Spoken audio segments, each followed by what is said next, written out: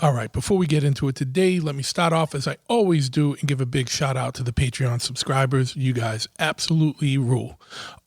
If you do want to get down, right, with the inner circle here, you need to go check out patreon.com/bigtruth.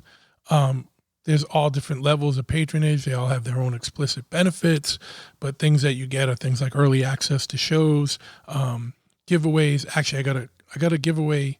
I still got the Michael Alago book. I slacked. I forgot about it. I got a signed copy for one of you guys. And I got some other stuff to give away too.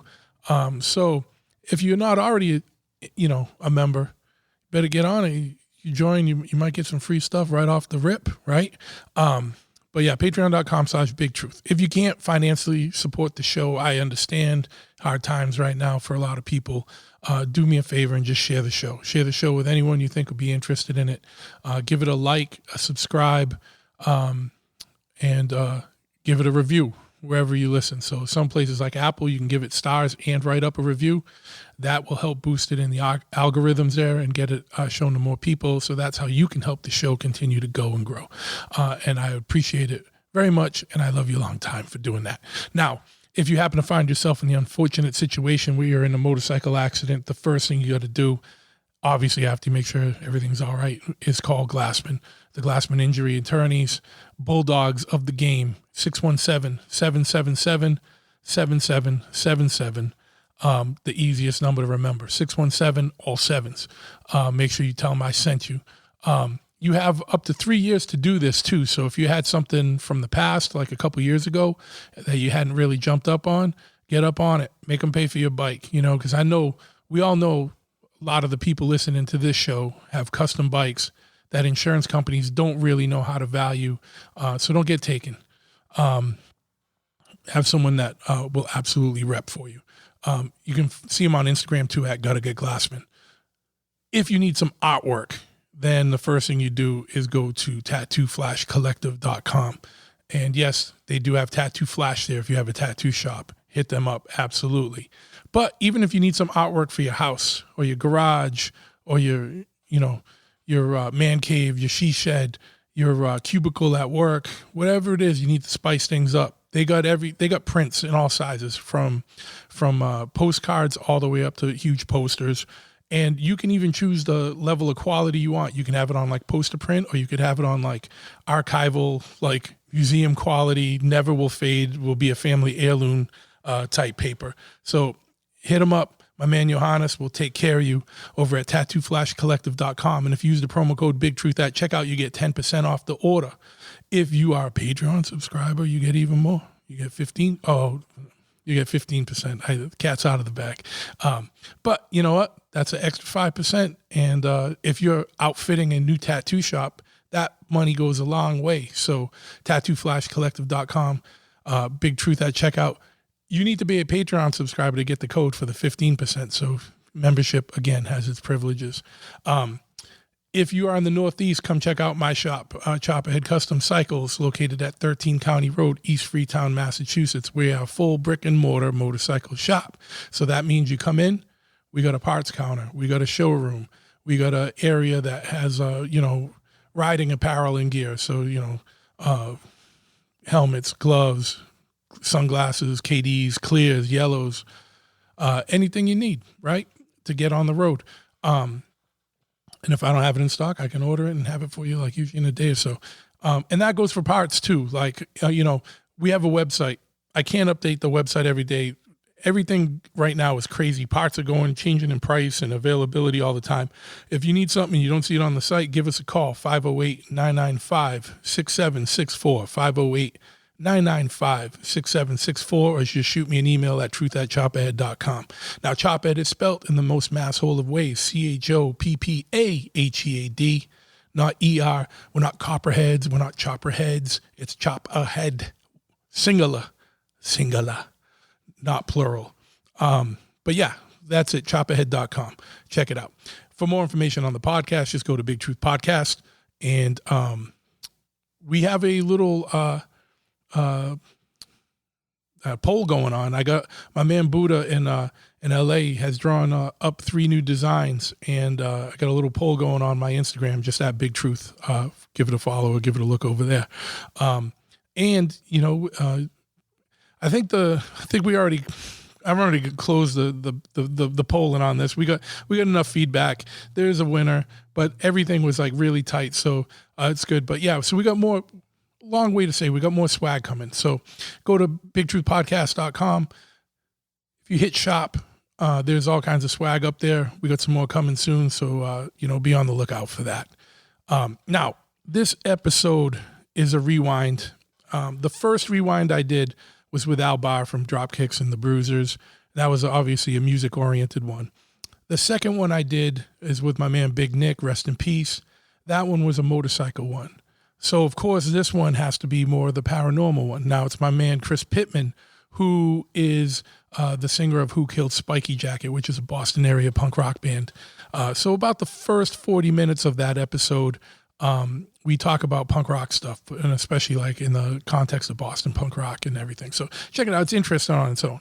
Now, but what you don't know, or what you may not know, is that Chris is also a UFO researcher, and is a cast member of Ancient Aliens. He was on the Bridgewater Triangle documentary, and a host of other documentaries that deal with paranormal and UFOs. Chris is also a UFO experiencer. So that changed. He used to be an active UFO investigator, and because of his experiences, he kind of got out of that, doing the active investigations, and will only do more archival stuff and historical stuff, especially like colonial era research into sightings and, colonial times and things like that, because he got so freaked out by his experiences. So this one is an awesome episode.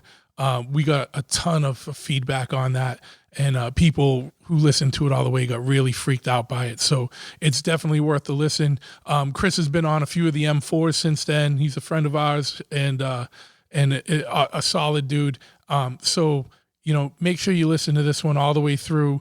About 45 minutes in it, maybe dim the lights, get a little creepy vibe going, freak yourself out. But without further ado, here we go right now.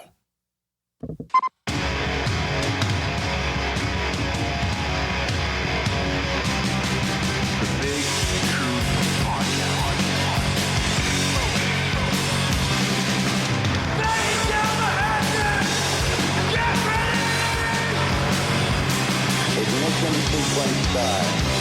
6, 5, 4, 3, 2, 1. We have a liftoff. Yes, once again, we have liftoff. I want to thank you for listening to another episode of the Big Truth Podcast. And today I want to announce Chris Pittman is here sitting across from me. We're at the tattoo shop, and we're going to be talking about all kinds of things: punk rock, paranormal stuff, UFO stuff, archaeology. There's a whole array of things we can connect on here. If you haven't seen, Chris has appeared in a lot of documentaries, such as the Bridgewater Triangle, which is where I first heard of him. He's been on Ancient Aliens, the TV show, and I'm sure a whole list of other things, but bands, Who Killed Spiky Jacket, which I remember you guys, and it's funny because I didn't know you at the time, but I think I've seen you guys somewhere along the way through the years, and I remember thinking like, wow, these guys remind me kind of like a Crucial Youth band, but more on like kind of being like kind of a little stabby towards the punk scene, like loving it and kind of giving it a good ribbon at the same time. Cool. And then later I saw that you guys got described as like good, clean fun. I don't know if you remember them, which is... I do, yeah. I don't know. Yeah, I've seen Who Killed Spiky Jacket described as like every possible kind of band. I've seen it described as like a raw punk band, a street punk band, a pogo punk band, or like a joke band a lot, or like whatever. I don't know, which is fine with me. It's good when someone can't pigeonhole you. That's actually a good thing, especially in punk rock, right? Like, absolutely. And it was just fun. I remember... the show I was at, I just for some reason remember a lot of beer and stuff getting thrown around. That's the thing that we do. Well, Yeah. You guys doing anything anymore? We played in Miami at Fest earlier this year. I don't know. We've been talking about maybe trying to record some new music or something, but it's tough. I mean, I'm sure you can relate. Like when you're in a band that's been a band for a while, when you play, like people want to hear the songs that they know. Yeah. And there's like a trend cycle in punk and like a hype thing, right? And like my band was on that for a while and like isn't going to be on that again because it always has to be moving on to the next thing. So I just wonder if we even put out a new 7-inch, even like, I mean, the diehard like fans, people who really like my band would like it, but I don't know. And I think maybe we will. Yeah. But we'll see. Time will tell. It's more about too is if everyone's on board and you guys are going to do. When you decide to do it, and inevitably you kind of more do it for yourselves and just to have fun and get back together, find an excuse to do something, right? And then, I mean, I hang out with the people in my band all the time. We're friends. I enjoy everybody. I enjoy hanging out with them. I love traveling with them. I love playing shows with them. Yeah. You know, it's tough. Like the punk scene's a weird place for me lately. I'm kind of alienated from it in a lot of ways, and so, you know, what exactly this. I don't know. Our band always was like a commentary, sort of, right, on punk a little bit. Yeah. And I don't know. I don't even really know too much about what's going on in punk anymore, I feel like, which is probably a normal thing, right? Yeah, sure. Yeah. But it makes it harder to write new songs. Right. It would be like, what is it going to be about, right? Yeah. I mean, it's not going to be about my day-to-day life, my job. You know, it has to be about my ideas about punk. But the other thing is that all of our music kind of has been about that, or a lot of it has been about that. So it's like you can't just keep making the same points over and over. Yeah. At one time, I was kind of using the band as like a vehicle to try to inject into punk my ideas about what punk could be or should be. And I don't think that punk is ever going to be that again, you know. And also the reality is I'm 40 years old and the future of punk is like not up to me, right? It's up to young people to do what they're going to do with it. Yeah. You know, so I don't know. Yeah.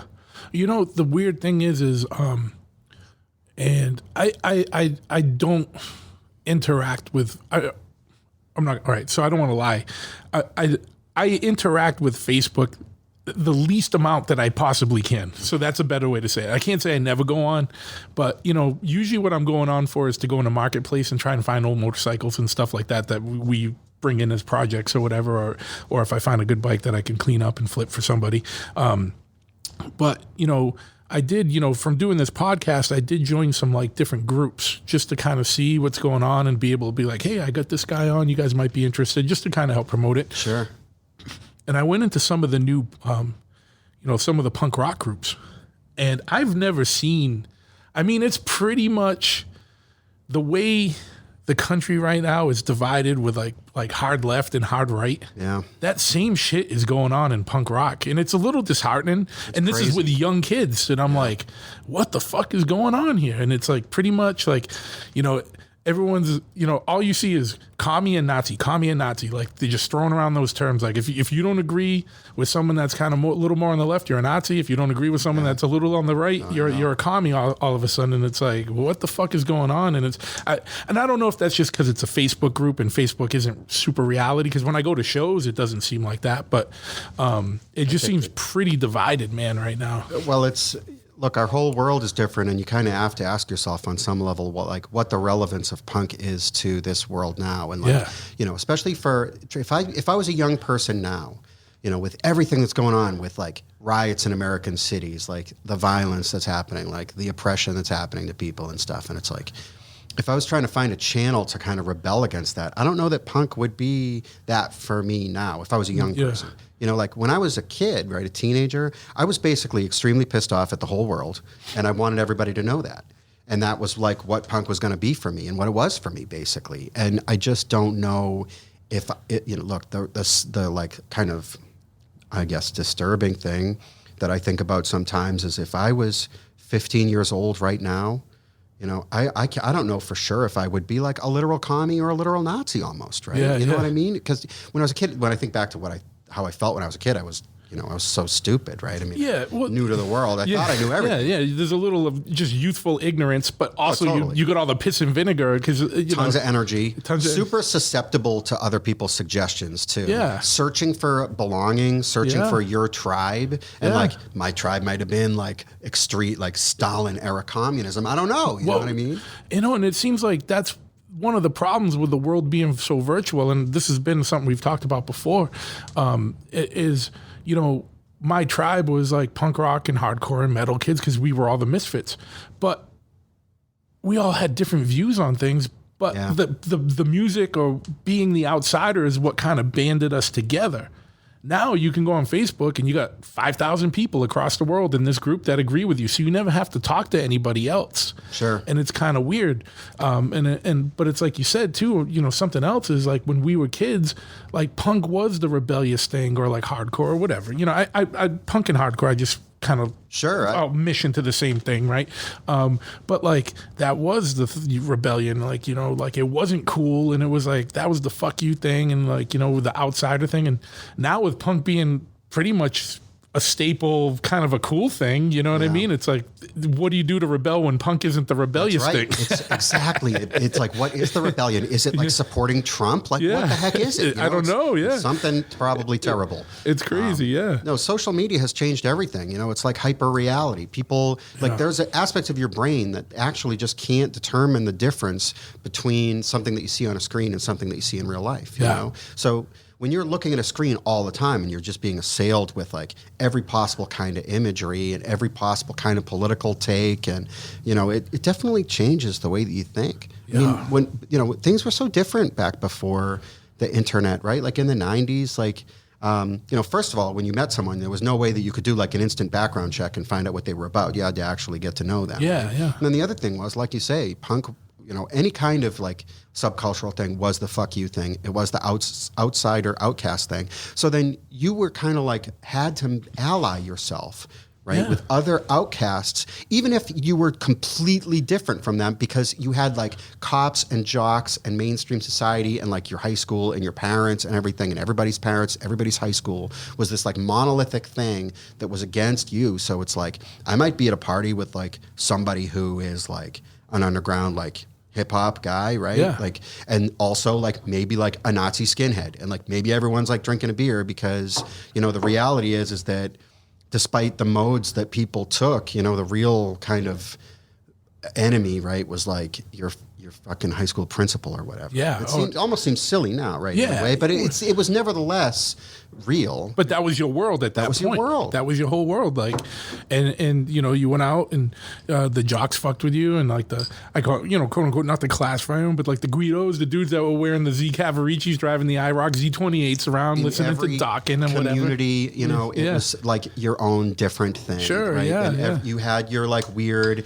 enemies, and you could see, looking at somebody, what they were about, and they could see you and know what you were about, and that was like by design. The way that you expressed yourself was like this, a billboard being like, this is me. Yeah. But then if you saw someone in a town that you were in wearing a Misfits t-shirt, you'd like cross the street to be like, hey man, I like the Misfits too, Absolutely, that's the thing. So in the touch on what you said, it was like, you get along with all kinds of different people. So like I was never into like the gothy stuff or like the like Bauhaus or any of that stuff, but I had friends that were, because we were we were the Misfits or whatever. Like, so it was like, it was me. It was like that. Then, then I had like hardcore friends or like skinhead friends, or I had friends that were like, into like, more just like alternative stuff or whatever. But we all kind of would hang out. And even like this kid, Jay, that used to hang around with us, he was a skinny little like punk rock kid, and, super into like, he'd always wear his communist pins and his Stalin stuff. And it was like, I even, back then I was like, I'm not into that, but hey, dude, that's you, cool, whatever, you know what I mean? But he didn't try and, people didn't try and push their stuff on each other. You just kind of bonded over whatever was you look to find the commonalities more than the differences. You know? Well, the commonalities were like very like very readily apparent. You know what I mean? Where it's like, we're all living in this like weird system that's like really tough. We all want to get outside of the system. I want to get outside of the system by like burning cities down or whatever. You want to get outside the cities by like apparently like, I don't know, like making factories like property of the state or whatever the heck. Whatever like, you're into. These are details we can figure out later. Yeah. So then like, I know you can't handle yourself when the football team comes after you, so I'm going to come intervene and help you. That was what was on the forefront. Well, it's like, maybe you can't handle yourself and I can't handle myself, but the two of us together at least can break the window of their car, or whatever it's going to be. Right? Yeah. But no, like I remember I was like, when I was a kid, I was always like super dogmatic against goth. Like anything that was goth, I was like, I'm not going to like be involved with this, right? Like this was my stance. Yeah. But like in reality, like all kinds of my friends were into that, and girls that I knew were into that, and would hang out with that those people and stuff. And now I actually really regret it because I've come to appreciate like a lot of that music. I actually like a lot of that music now. There are aspects of that like subculture or what that subculture was that really appeal to me now. And I kind of regret that like in the 90s when that stuff was arguably like more relevant and real, it's not that I would tell anybody I hate it, I won't listen to it. I had never heard it. Yeah. You just, dude, I know that's, and you know what? I am actually kind of glad that there are some bands like that or music like that I was like back then I have no interest in it, because now there's not much new stuff that I like coming out. So when I revisit that stuff, I'm like, man, I can't believe I didn't give that a chance back in the day. And I'm like, well, actually, I'm kind of glad I saved it to now. At least I'm like discovering something new now. I mean, I just wonder what even it would feel like now to hear music that was like nothing that I'd ever heard before, right? Or to hear some form of rock music specifically that was like nothing I'd ever heard before. That's an experience that I had in my life that like I haven't had for years that I like, wish that I could. And I don't know that. Look, I mean, just rock music is now, right, so old, and it's been done in so many different ways. Yeah. Eventually, there's only so much you can do with loud guitars and drums and vocals and a bass, you know. Yeah. So, and even in getting into more subculture stuff like punk rock and hardcore and stuff has been around so long now, right, that it's like classic rock status, like a Dead Kennedys record or something or a Clash record or something. They literally play Clash on the classic rock radio station. Yeah, it's insanity. It's insanity. I mean, punk. I've made this point a million times elsewhere, but punk was created in part as a rebellion against rock and roll, which had become stale, boring, and old. Yeah. Right. But rock and roll was younger when punk was formed than punk is now. Yeah, that's what I mean. And so it's like you said, there's not new stuff. Like I hear some new bands every now and then that I like, but there isn't any new. Like when we were kids, there was like the old school kind of like punk stuff, and then there was hardcore, and then hardcore became more metal-y, and then then it was like it was hard to distinguish hardcore between metal, and then there was thrash metal and speed metal and this and that. But new things kept kind of coming out, and then even if the difference between like the old hardcore guys and then like the youth crew stuff came in, and then there was all kinds of just different scenes just kind of popping and popping and popping. Like now I feel like we're stuck in there's like 10 genres. And there's new bands, but there's, like you said, I'd never thought of this before. There's nothing that's like new. Like no, it's really disturbing almost. Where it's like I listen to music from the '90s, like subculture music, right? Not like pop music, but like metal from the '90s or punk from the '90s. I'll hear it for the first time, and a lot of that stuff sounds like it could be recorded today, almost, right? Yeah. And then of course a lot of the band, I like a lot of new music, but a lot of those bands, if it's like, oh, what does that band sound like? It's like, oh, it sounds like that band sounds like Sacrilege, or it's kind of like Slayer, or it's like Dark Throne, early Dark Throne, or whatever it is, right? All these different genres, but it's like the pioneers of the genre. And I realized there's probably never going to be another GBH, probably never going to be another Discharge. Yeah. There's never going to be another AC/DC. And we're recording this now during this coronavirus pandemic, and so who knows? Maybe there's never going to be live music again, right? I mean, who the hell knows what the story is there? But even besides that, look at like top 40 hits of any given week, like what people listen to, and it's like there's like nothing on there with loud guitars anymore. No, it's all electronic, like crazy auto-tune weird stuff. I don't even know what the heck it is. It's like I listen to it sometimes. I'll be flipping through the radio and it's like, here's like the great new number one single, and it's like, I don't know, it sounds like some kind of like 1960s like girl group music, or like it's like bluegrass, or I don't even know. It's country music. All kinds of weird stuff. I literally don't even know. I'm so out of touch. I'm like so old. Like for a long time, like I'm never gonna get old. But it's like I am fucking old. Yeah. Hey, but you know what? I don't know. I feel like if there's ever been a time for some kind of resurgence within like the punk rock world, like right now we're in a fucking time that should be generating some fucking good ass bands that with some good ass commentary about the world, because this is like the 80s bred a lot of good bands. Like this is like what we're living through now, like so surpasses like the craziness of the 80s. It's insane. Yeah, it's tough though, because it's like obviously look, like our government is terrible, right? Like everybody basically knows this. Like literally everybody knows this. Like saying that the government is terrible is not like going to shatter anybody's mind at this point, or like the coronavirus sucks. Like I don't know. Like I think about it sometimes. Like what should punk's like attitude? What should the attitude of the punk scene be about like coronavirus? Should it be like insisting that the government pay us to stay home? Which like on the one hand, like I can totally relate to that. On the other hand, like punk asking for like the government to do something. It just doesn't, right? Yeah. But then on the other hand, it's like, I saw some like metal bands were going to be playing a festival coming up soon in some other state, and people were like incredibly mad and were like, if I am memorizing the names of all of these bands, I will boycott these bands. I will make sure that they never get to play any shows because it's so irresponsible for them to be playing these shows. Yeah. If anyone gets sick and dies, they're going to have blood on their hands. And it's like, I don't know. I kind of feel like we should be having shows, right? Yeah. But then again, right, if you say, oh, I think we should be like living our regular lives, then like you suddenly get put into this like category that like you are basically voting for Donald Trump. Yeah, like, it's crazy. Any questioning of like the dogma about the coronavirus, and it's like you are a fucking conservative. You are basically like Patrick Buchanan, right? You're like a Republican voter, and it's like this whole thing has become so politicized. Nobody has any room to move. Well, that's the thing, and it's on both sides. So like everything's so fucking extreme now. Like it's like if you have the slightest nuance to a viewpoint, right, like you're automatically lumped in with a whole ideology that you're not part of. It's just totally. Like, if you're like, hey man, I'd be more like, I know you just like came back from a state with like lots of coronavirus, and like I work with my elderly parents. Like I'd feel more comfortable if you wear a mask. It's like, oh, are you triggered, you little snowflake, you little, and it's just or whatever, right? You're right. It's on both sides. There is no room for any kind of a nuanced view. No. It's like, you got to be one or the other. And then, I hear things like, like, I don't know, like I'll wear a mask in situations to be respectful and to not, whatever. But do I believe it's really doing as much as they think it is? Absolutely not. I worked in some of these areas.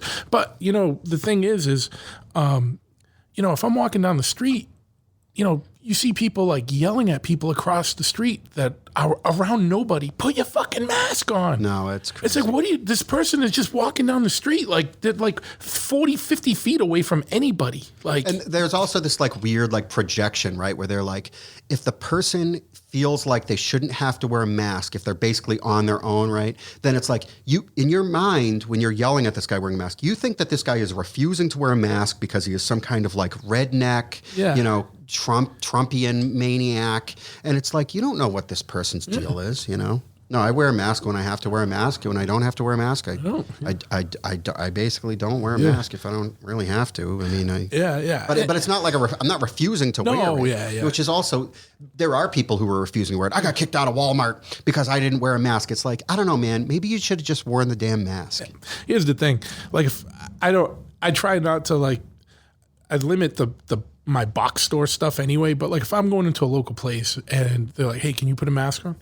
Cool. Like, I ain't trying to get you fired or rile you up or bum you out today. Job. I don't give a shit, dude. Like, whatever. No. It takes nothing for me to throw something on. But it's like, at the same time, but it's just like some people, I see people driving by themselves in their own car wearing a mask. I'm like, dude, like, you need more oxygen in your life. You know what I mean? Take that fucking thing off. You know what I mean? It's like, it's crazy to me that like discussing whether or not the mask is like effective, right? Yeah. Is like this politically wicked, sensitive, controversial thing. And when like the Surgeon General says you shouldn't wear a mask that much, or even Fauci or WHO or CDC, they've all flip-flopped around. So if you bring that up, people are not even looking at that and being like, whoa, you fucking, like you said, like, oh, you right wing, blah, blah, blah. I saw something in the New England Journal of Medicine the other day that I saw from some like crazy conspiracy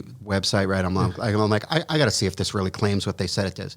And I clicked on this New England Journal of Medicine link, and it's like, oh man, here they are coming right out and saying this is, and who knows, right? If this could have been totally discredited later, I don't know. I'm not a scientist, right? Yeah. But this article, which was from medical professionals. You would think if it got into New England Journal of Medicine, which is a peer-reviewed journal, like, which means for those of you that don't know, that means like it goes through a review process where different scientists vet it and make sure it should be good. You know what I mean? So like not put words in the mouth of the people who authored the study. It basically said like, outside of like medical professional use, the masks are basically just to make you feel safer and don't actually do anything. And I'm thinking, geez, maybe. Well, that's what the Surgeon General said. Yeah. Well, look, I'm not endorsing or anything. I know. I'm literally sweating. People are going to be like, Chris Pittman is like a Nazi because he said the mask.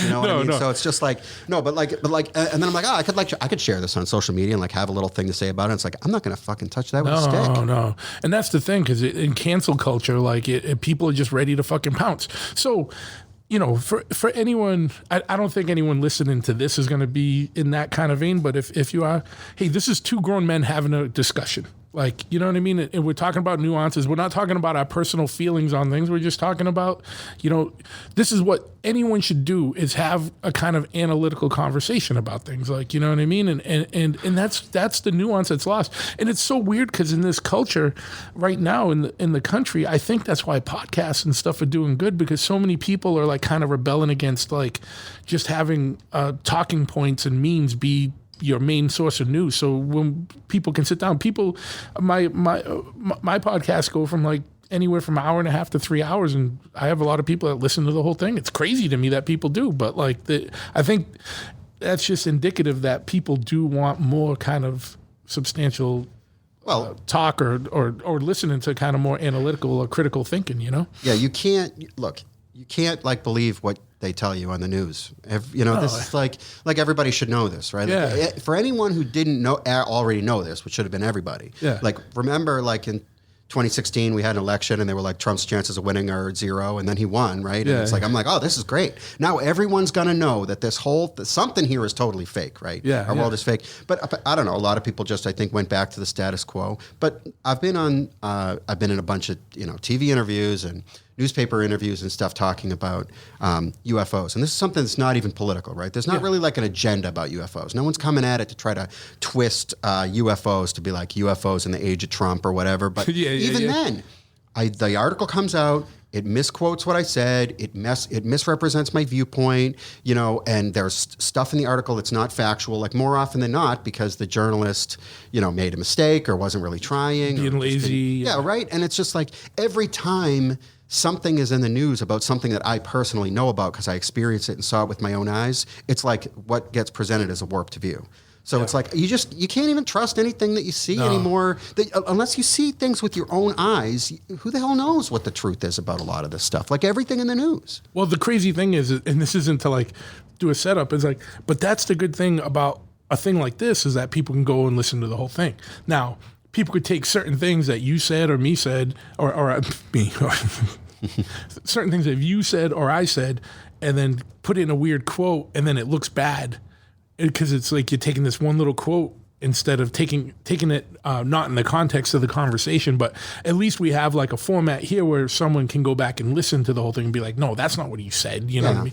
Like, he didn't say he'd be a Nazi skinhead, in this day, or he'd be a commie. Like, he's just saying, like, you can hear the nuance and hear the thing. Right. But, in this, it seems like now that everyone's so reactionary that, like, it would be annoying for you or for me for like a half hour if something like that did come out, because you have to be like, no, listen to the whole fucking interview, and then it would be all cleared up. But like, people are just so quick to like pounce, like with the most limited amount of information, where they're not even criticizing the source of the information anymore. And that's all I try and do on this is like, I'm not a conspiracy podcast. I'm just kind of like a critical thinker podcast. And it's like, look, when so much of the media, and this isn't conspiracy, you just look it up, so much of the media is owned, what is it, like 90% is owned by 6 corporations. You don't think that shit's getting filtered by the time it reaches you? Yeah. Go look up those videos where they just show like it'll cut across like 50 channels, and they're all reading the same exact script. It's fucking crazy. Again, even though just to say that, right, it's like, oh, you're like anti-intellectual, right? Or if you think that the media is fake news, like you're like a conservative, you're a Republican voter, and it's just like no. I'm a punk rock kid. I was taught to question authority from when I was a kid. It's like it's totally been lost that people, that you've got to question the dogma, and your ideology and views are like uniquely your own, And it's just like, if you look at these weird sets of views that people adopt, I don't know, to me it's just crazy. Like if you look at like the conservative viewpoints of today, like what that stuff entails, or the liberal viewpoint, right? To me, they're all mutually contradictory of each other, right? It's like, I want this, but I also want this that like does harm to the other thing, and it's just like, I don't know. I I can't relate to people anymore. No, it's crazy. Yeah. And it was fine when like Bush was president and I'd come out like with stuff against Bush and like, yeah.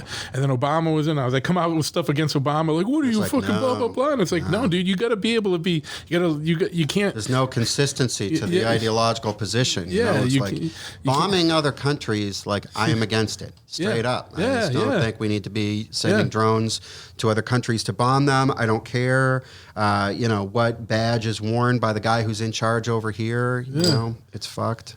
Yeah, I mean, unless someone attacked us and we had to do it, and even then that gets into like a weird look, we thing. we got friendly nations to the north and south, and we got oceans to the east and west. So it's like, all right, if somebody comes here, right, literally, I don't know, if some invading army is invading, my hometown, if they roll into this parking lot, then I'll get the hell out there. But exactly. Barring that, I'm feeling pretty secure. Yeah. And I know it gets crazy. I think that's, what happens is there's so much like weird, I mean, to me, that's just part of government growth. There's so many like intelligence agencies and this and that, and they all got to justify positions. And then there's like, human greed factors into things and this and that. And they're doing these deals and they're doing this. And, we don't want this guy in because he's not going to do this for us. So we got to make it so that this guy takes over. And this fucking, it's just insanity. I'm all about the non-interventionist policy. Like, Sure. You know what I mean? Like, keep it simple. You can apply that same thought to universities and the newspaper and like government and your town government and the police in your town and like all of this stuff. Yeah. There's once you get too bureaucratic with stuff, it gets out of control. But let's you brought up UFO stuff. Like you were a UFO researcher for a long time, and then you branched off into all kinds of stuff. Like what got you going into that vein, and like what made you get interested in like starting like with the UFO stuff and all that? Well, when I was a kid, I was always really interested in any kind of like hidden or weird knowledge or anything like that. I was just like magnetically drawn to like whatever it is. Like, I would go to the library in my town and get books about like witchcraft in the Middle Ages and like copy down spells and stuff and just have this stuff. It was just like the occult, right? Sure, Anything that was in like the greater sphere of hidden or secret knowledge. So like I was a little kid and I was at my grandfather's house and I was in his study. He had a really cool wooden bookcase that he made himself. And on that book, there was a book called The Report on Unidentified Flying Objects. And I was like, oh, this is really cool. This is neat. And he's like, oh, that's a bunch of junk. Like, you can have that book if you want. And I read that book. I was probably like 7 years old. Yeah. I read that book cover to cover so many times. The cover fell off. It was like the worn down, right? The corners of the pages. So it was like a sphere almost. I still have this book. That's awesome. And this book was a book that was written in like 1952 or something. Sure. Or 53. And so the cases that are being discussed in there are between 1947 and 1952 about. And they just like ignited my imagination. And so anytime there was anything that I could get my hands on or learn about that was about UFOs when I was a kid, like I remember there was a documentary on HBO that I caught a couple of times and I would check that out, And then it was in 1993, I was like 13 years old or something. And I watched the first episode of The X-Files on the night that it came on. And it like sent me into just, I don't know, I became obsessed with it. Like the first episode of The X-Files deals with some kind of, it's Scully and Mulder, right? The FBI investigators, and they're investigating a UFO sighting. And the beginning of the episode says based on actual events, which is like, I now obviously realize that it's like... Could be so loosely based. People saw UFOs and then other people investigated it. So that's the actual event that happened. But I'm like, this is basically like a dramatization of a real thing that happened. Yeah. I'm 13 years old. Sure, yeah. And so from basically the next day, I was like, I have to start investigating UFO sightings. And so I don't know how I even did this. I actually don't even know how I figured out how that I could get in touch with UFO investigation organizations. I think I bought a book at the bookstore, and then in the back it had a directory of some UFO study organizations, and I wrote to all of them, said, please send me information about what you're about. I got some stuff from those organizations in the mail, And I joined every single UFO study organization in the world that would have me as a member that I could find. And so all of a sudden, my mailbox is full of bulletins and newsletters and magazines and stuff, monthly stuff. And one of the organizations that I joined was MUFON, the Mutual UFO Network. And I found out that there was a MUFON chapter that was active in Massachusetts and that they had monthly meetings at Cambridge. So I started going to those meetings, started to like meet with other people who had been investigating UFOs for a long time. And then I became an actual UFO investigator where people would report to MUFON that they had seen a UFO. And then MUFON, local MUFON, would dispatch investigators, which was often me and another guy that I worked with at the time. And we would show up at your house and we would, you would show us where you saw the UFO and we would talk about it and try to figure out what it was, and I'd write a report, send it to MUFON, that kind of stuff. How old were you when you became an investigator? Like 15 years old. I didn't have a car, didn't have a license, had to get a ride from my parents to like another UFO investigator's house, which, by the way, the other investigator that I worked with at the time was probably 65 years old. So you can imagine it was a pretty bizarre situation, right? I mean, but look, I would dress up, right? I had a button-down shirt, slacks, shoes. I was like super professional, had my tape recorder, my notebook, I had studied about how to become a UFO investigator. There was a course that you could take in MUFON. I never actually took the course because it turned out I didn't like really need to because I was just doing it. But there was a handbook for UFO investigators that I had read back and forward. And of course I was working with other more experienced people. I was like learning while I was doing it. Yeah. And look, there's only, at that time, and I think probably now too, there was like absolutely less than 100 people in the country who were doing this. Yeah. Like actually, like I am a UFO investigator, boots on the ground guy. Yeah. And so it was really cool. I mean, I had a lot of really cool experiences. I learned a lot. A lot of the time when people would report a UFO sighting to me, I was able to explain it like almost right away. I can't tell you how many people see Venus, the planet Venus, and report it as a UFO. Yeah. Planet Venus can look so startling. The planet Venus was fired on by anti-aircraft guns in World Wars I and II by people who thought it was like a plane with a light on, because it really can look like it looks huge, looks like it's close, and people see it, they report it as a UFO. But usually by the time... Hey, not for nothing, just like 4 or 5 months ago, I was looking at it outside of my house. I was like, the fuck is that? I was like, oh, wait, that's... like, yeah. But it took me a second. I was like, wait, that's not moving. That's probably Venus. But it can look like it's moving too, because your eyes, the movement of your eyes. I mean, sure, yeah. I could talk about this endlessly, like all the things that get confused with UFOs, all the things that people think are UFOs. But basically, if I couldn't find an answer almost right away, I usually could only find an answer maybe a third of the time or maybe 25% of the time. And the rest of them were the unexplains. And there was a lot of unexplained, and they were really good cases. I dealt with people who were military pilots, who were commercial pilots, trained observers, people who were scientists, people who were police officers or had other, military officers, whatever, and they had seen these things that there's no explaining what these things are. And like, how many of these were you going on? Like how frequent were they? Well, sometimes I would do investigations over the phone. Those ones I mostly did by myself. I was investigating UFO sightings all over the United States and Canada just over the phone, interviewing the witnesses, writing reports, that kind of thing. It was about maybe once a month I'd actually go to somebody's house. Okay. And those were all in Massachusetts. Sure. And mostly I was looking to be investigating cases that had happened recently. And then there was kind of a protocol that would happen after that where I'd reach out to the local police, I'd reach out to local airports, try to figure out, and it was unbelievable. I'll tell you, the local police that I talked to, they weren't surprised when the UFO investigator called. They would generally be very helpful. And the airports often too. They would give me the information that they could give me. I can't imagine what it would be like trying to do that stuff now in this a very different world. I mean, this stuff that I'm talking about I did in the 1990s. Yeah.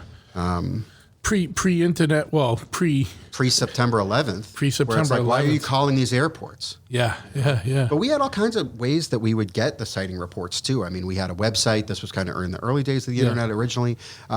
We were sending out postcards to all of the police departments in Massachusetts saying if somebody calls and says that they've seen a UFO, you can give them this phone number to call or whatever. And would they actually refer? Did you ever get some from? Rarely, but yes. Yeah. But yeah, there would be sometimes. Cool. I think most of the time they threw those things away. But look, we put that information out there, and we were getting a pretty good, steady stream of new cases all the time.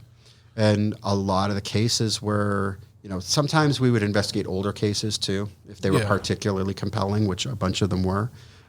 Later on, I got into regression hypnosis of people who believe they've been abducted by aliens, which, I use the term abduction by aliens here because it's the term that people are familiar with, but to be technically correct, I don't think that they really got abducted or that they were necessarily aliens, but we can get into that later. But but look, I did these regression hypnosis sessions, and it was really wild, terrifying stuff.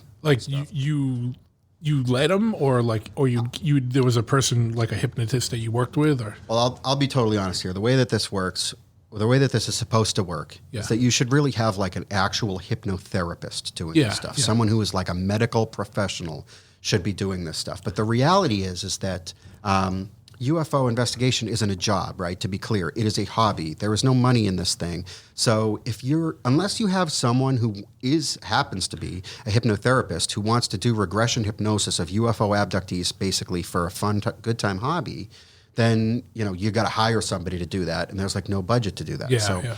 One of the guys that I worked with as a UFO investigator, one of the other investigators, he had previously worked with a hypnotherapist who was able to do the regression hypnosis routine. And he had worked with this guy so much that, of course, he basically was able to just mimic everything that this guy did and induce the hypnosis and do the questioning himself. Cool. So he would do the hypnosis at the sessions that I was a part of. And he would basically ask the questions. And I more or less just sat there and was afraid or weird, just weirded out. Yeah. Or tape recording or making notes or whatever it was. Still 15 or so at this time? I'm 15, 16, 17, 18 years old, Yeah. And the regression hypnosis sessions were super crazy because these people are literally reliving in their subconscious mind. They are reliving these unbelievably traumatic, terrifying things. So first of all, it's just scary enough if you have someone telling you that they had this horrific experience, on board a UFO at the hand of these alien beings. But to be looking at this person as they are almost experiencing it, right? As if it were for the first time. I mean, we did a session one time with a woman who was describing a particularly traumatic, she was being mishandled by these aliens. I think she was struggling against them. And as I'm looking at this woman, 2 huge bruises appeared on her face, one on each side of her face, and we were all totally taken aback, and I think the regression hypnotist guy kind of waited until there was a little bit of a lull and then brought her out of the hypnosis, and we took pictures of the bruises. I mean, it was crazy to see that. Yeah. And so, no matter what, as a kid, 15 or 17 or whatever, that had to be insanity to see that stuff. Not insanity, but crazy. It was. Well, it was crazy, and then the thing is that during the course of my time as a UFO investigator, weird stuff would happen to me all the time. And at first, I basically just pretended that it wasn't happening. And the reason for that was because I wanted to be a scientist. I viewed myself as a ufologist, so as someone who was studying these things from a totally objective point of view, an outsider looking in. I am studying things that happened to other people, trying to figure out what the origin of these things were. But things started happening. Can I ask you a quick thing? So was your perspective you didn't believe or not believe, you were just studying the phenomena? I believed then, and I believe now, that some UFO sightings represent legitimate eyewitness, encounters with something that we don't know what it is. Yeah. So that's not to say that I think that they're aliens from space or, nobody knows, right? But I'm convinced that there are UFO sightings that are people seeing things that they don't have prosaic explanations for these things in our view of the world. Right? Sure. Yeah. So that was it. So it's I don't know what these things are. I'm sure that some of these sightings are misidentifications of modern things, and then out of the other spectrum of things, right, of the unexplained cases, they may have a variety of different explanations. I want to know what those explanations for those things are, and that's what I'm trying to figure out. Sure. Okay. But then when weird stuff started happening to me, you can't like be objective. You can't be an objective scientist who's studying like some kind of terrifying thing that happens to you, right? Yeah. What kind of weird things were happening? Well, I'll give you like a good example that I tell people about a lot is that I got contacted by a guy who had UFO experiences in the late 1960s. There were multiple witnesses. There were some photographs. There was this, what we would call a high strangeness case, where there were like alien footprints and like aspects of this that were so weird that they were almost goofy. Or like part of this case was they would drive out to a bog and they would turn on the radio and they would wait to hear the song When a Man Loves a Woman by Percy Sledge. And if that song didn't come on, nothing happened. But if the song When a Man Loves a Woman came on, like the most crazy shit would start to happen to these people. A bunch of people, right? Like this doesn't make any sense. It's crazy. Yeah. These kind of cases really came to appeal to me very much like later on. When I first started investigating UFOs, I would have laughed at that. That doesn't make any sense. I think at first I had like a bias. I thought these things were aliens from space. And it's like aliens from space aren't going to come when you hear When a Man Loves a Woman. But later on, when I started to become more open to the idea that maybe this was something else completely, this kind of stuff, it's like, all right, this is a clue. So the way that he found me was because that series of sightings that he had and that the other witnesses had been investigated in the late 1960s by an investigator from the New England UFO Study Group. That investigator... So this was local? This was, it was in like, Weymouth or something. Okay. Like that. So this guy, it had been investigated. The investigator shortly afterward killed himself, and his wife blamed his UFO work. His wife thought that he killed himself because he got too wrapped up in the UFO stuff, or some aspect of the UFO stuff was sinister, and that's why he did it. So she basically burned all of his files. Oof. But the New England UFO Study Group published a newsletter, and the guy that I worked with at that time, whose name was Joe Nyman, was a lead investigator with the New England UFO Study Group at that, like not at that time, but later. But he also edited the New England UFO Study Group newsletter. So he shared with me photocopies from 1975 of the files of this organization as it existed at that time. And I had put some of that stuff on the internet, which was at that time the only place on the internet where any of this material from this organization was found. So this guy years later, he had moved back into the area or reconnected with some of the other people that he had seen the UFOs with from decades ago. And he had called some of these people, and all of them wanted to talk about the UFOs and was like, was that real? This thing that happened, like, I remember it, but like, do you remember it the same way? Like, how could this be? And so he thought, you know what, I'm going to try to find the old, our old interviews and stuff from 1969 with the New England UFO Study Group. And he couldn't find that investigator, who of course is dead. But he did find my website, and he reached out to me, and he told me about it. And I thought, well, I'd like to meet with you. I met with the guy. His story was super compelling. He had the photographs. There was other witnesses. I mean, this case was really good, I thought. And talking to him, it became clear that he had the experience that we is generally called being abducted by aliens, right? Like there was aspects of this thing, he had missing time.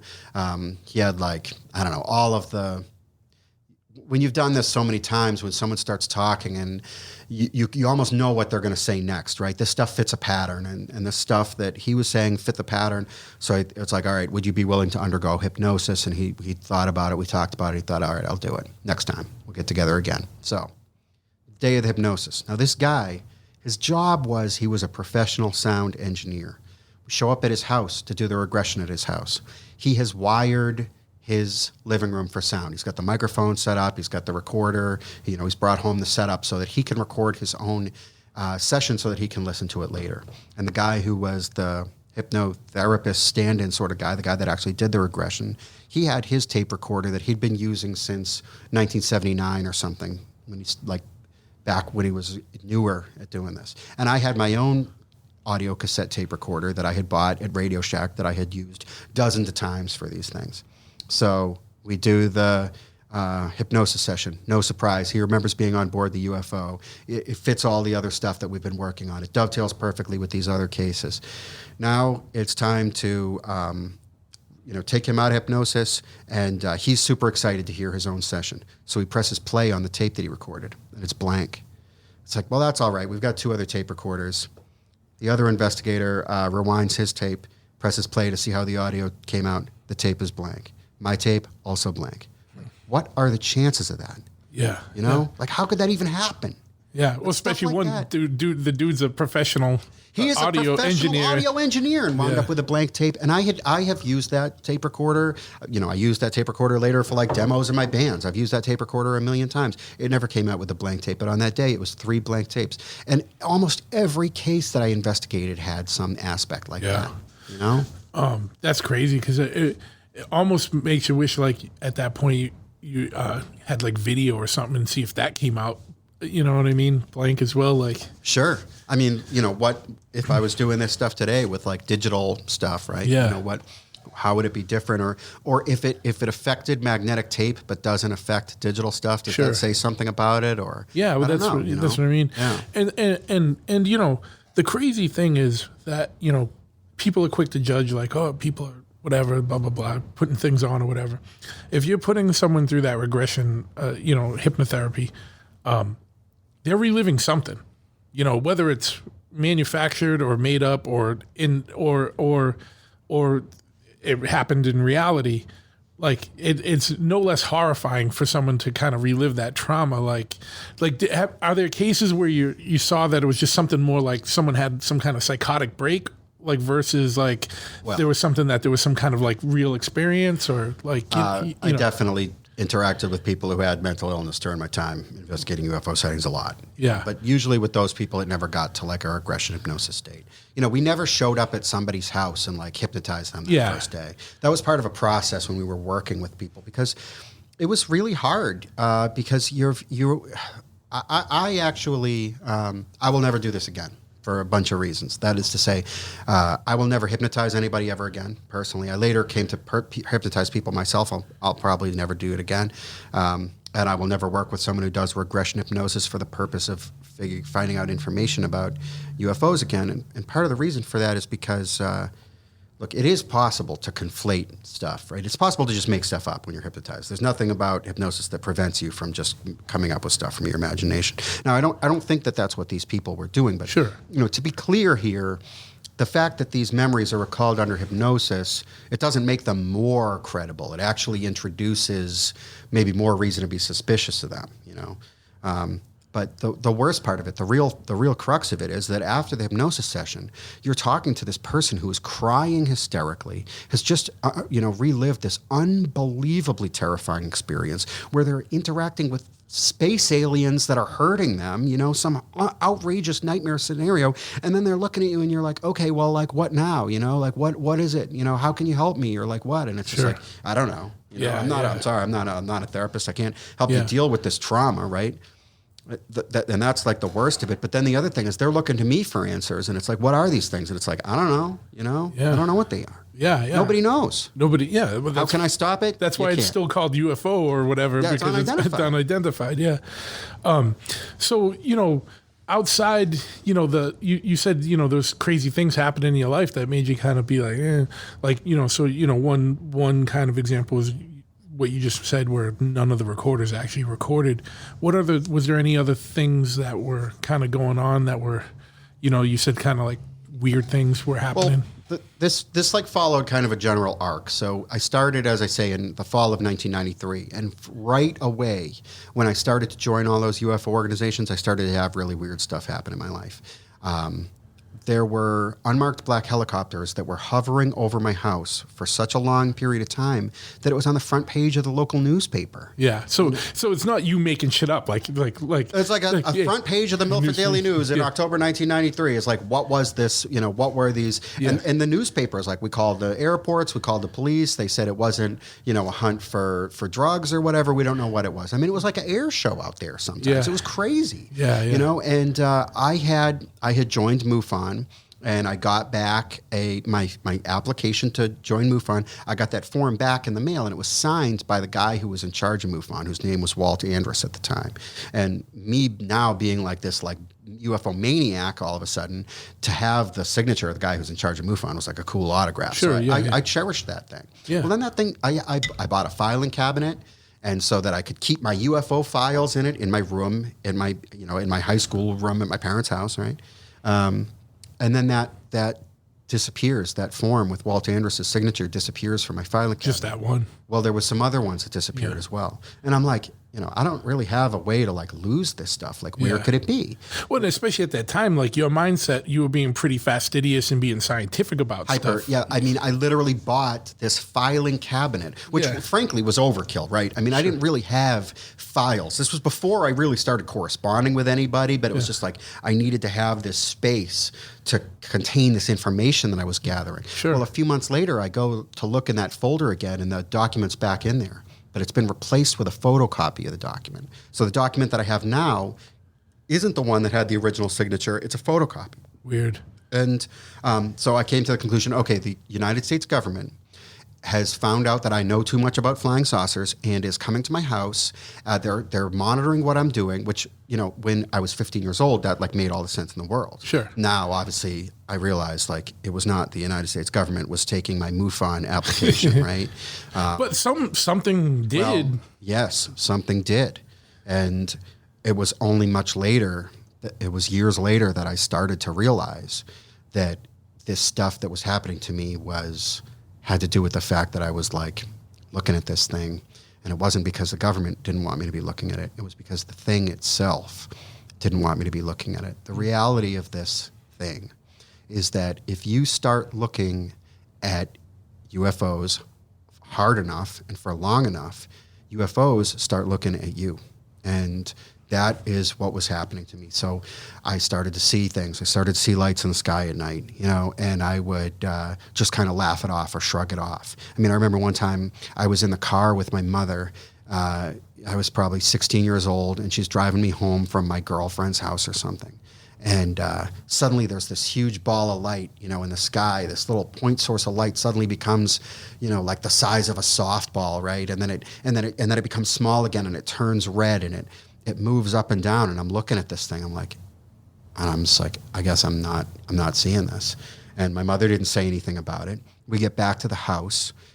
I'm helping her unload groceries or something from the trunk. We're back in the house, and I finally look at her and I say, hey, did you see that weird light in the sky? She's like, yeah, I was wondering why you didn't say anything about it. Huh. And it's like, well, why didn't you say anything about it? Yeah. But like stuff like that was happening to me all the time.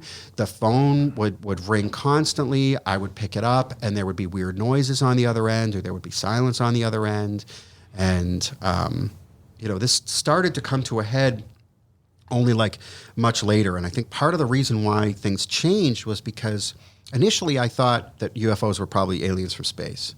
And, I thought that the government knew about that, and that there had been crashes of UFOs, and the government had the UFO wreckage, and there was a cover-up and everything, and all of the stuff that is like this narrative that everybody knows. I believed all that stuff. I wasn't like 100% convinced of it necessarily, but that was my general frame of reference. Sure. So one of the things that caused that to change was I was reading the book, The Mothman Prophecies by John Keel. In that book, he is in West Virginia investigating like really weird UFO sightings there in the late 60s. And in part of the book, he describes being out in these hills in West Virginia and seeing these weird lights moving around in the sky. And he's got a flashlight. He thinks I'll signal to them with the flashlight. So he signals Morse code for the letter. I think he signals Morse code for left, or Morse code for the letter L, and the lights move to the left. And he signals with them Morse code, the letter R, and they move to the right. And he's like, how can this be, right? Like, how do they know Morse code? How are they figuring out that, like, L means move to the left? Like, how do they even know?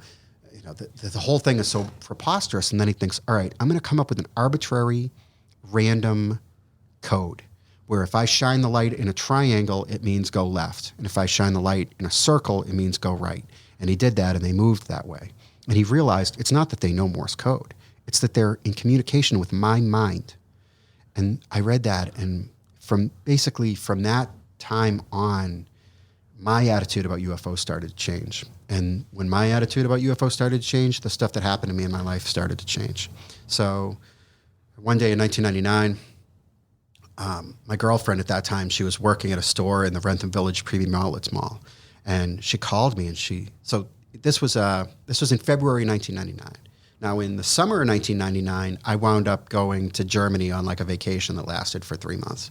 And but at that time, in February, I hadn't bought the tickets yet. I didn't really know for sure if that vacation was going to work out for me yet. And I hadn't talked to a lot of people about the vacation yet. I got a call from my girlfriend. She said, hey, I'm at work. Do you know someone who's a firefighter in this town in Rentham? I said, no, why? She told me the story. She said, I was in the bathroom. I was the only person at work. There was no one else in the store. I got out of the bathroom, and I walked in the store and immediately noticed that the volume on the radio was too loud. So I went over and I turned the radio down. When I turned around, looked at the store, there were 3 police officers and a firefighter in the store. The fireman approached me and said, hey, we're here to do like the monthly or periodic inspection to make sure that you are in compliance with all the fire code regulations. Now, usually when they would do that, she would get advance notice that they were going to do it. But in this case, she hadn't gotten any advance notice, but it was whatever, they're going to do it. So the 3 police officers started kind of looking around, going into the back and stuff, and the fireman said, well, we need you to fill out all these forms that say where you live and who you live with and stuff. And the purpose of these forms is in case there's ever a fire at the store. She was the manager of the store.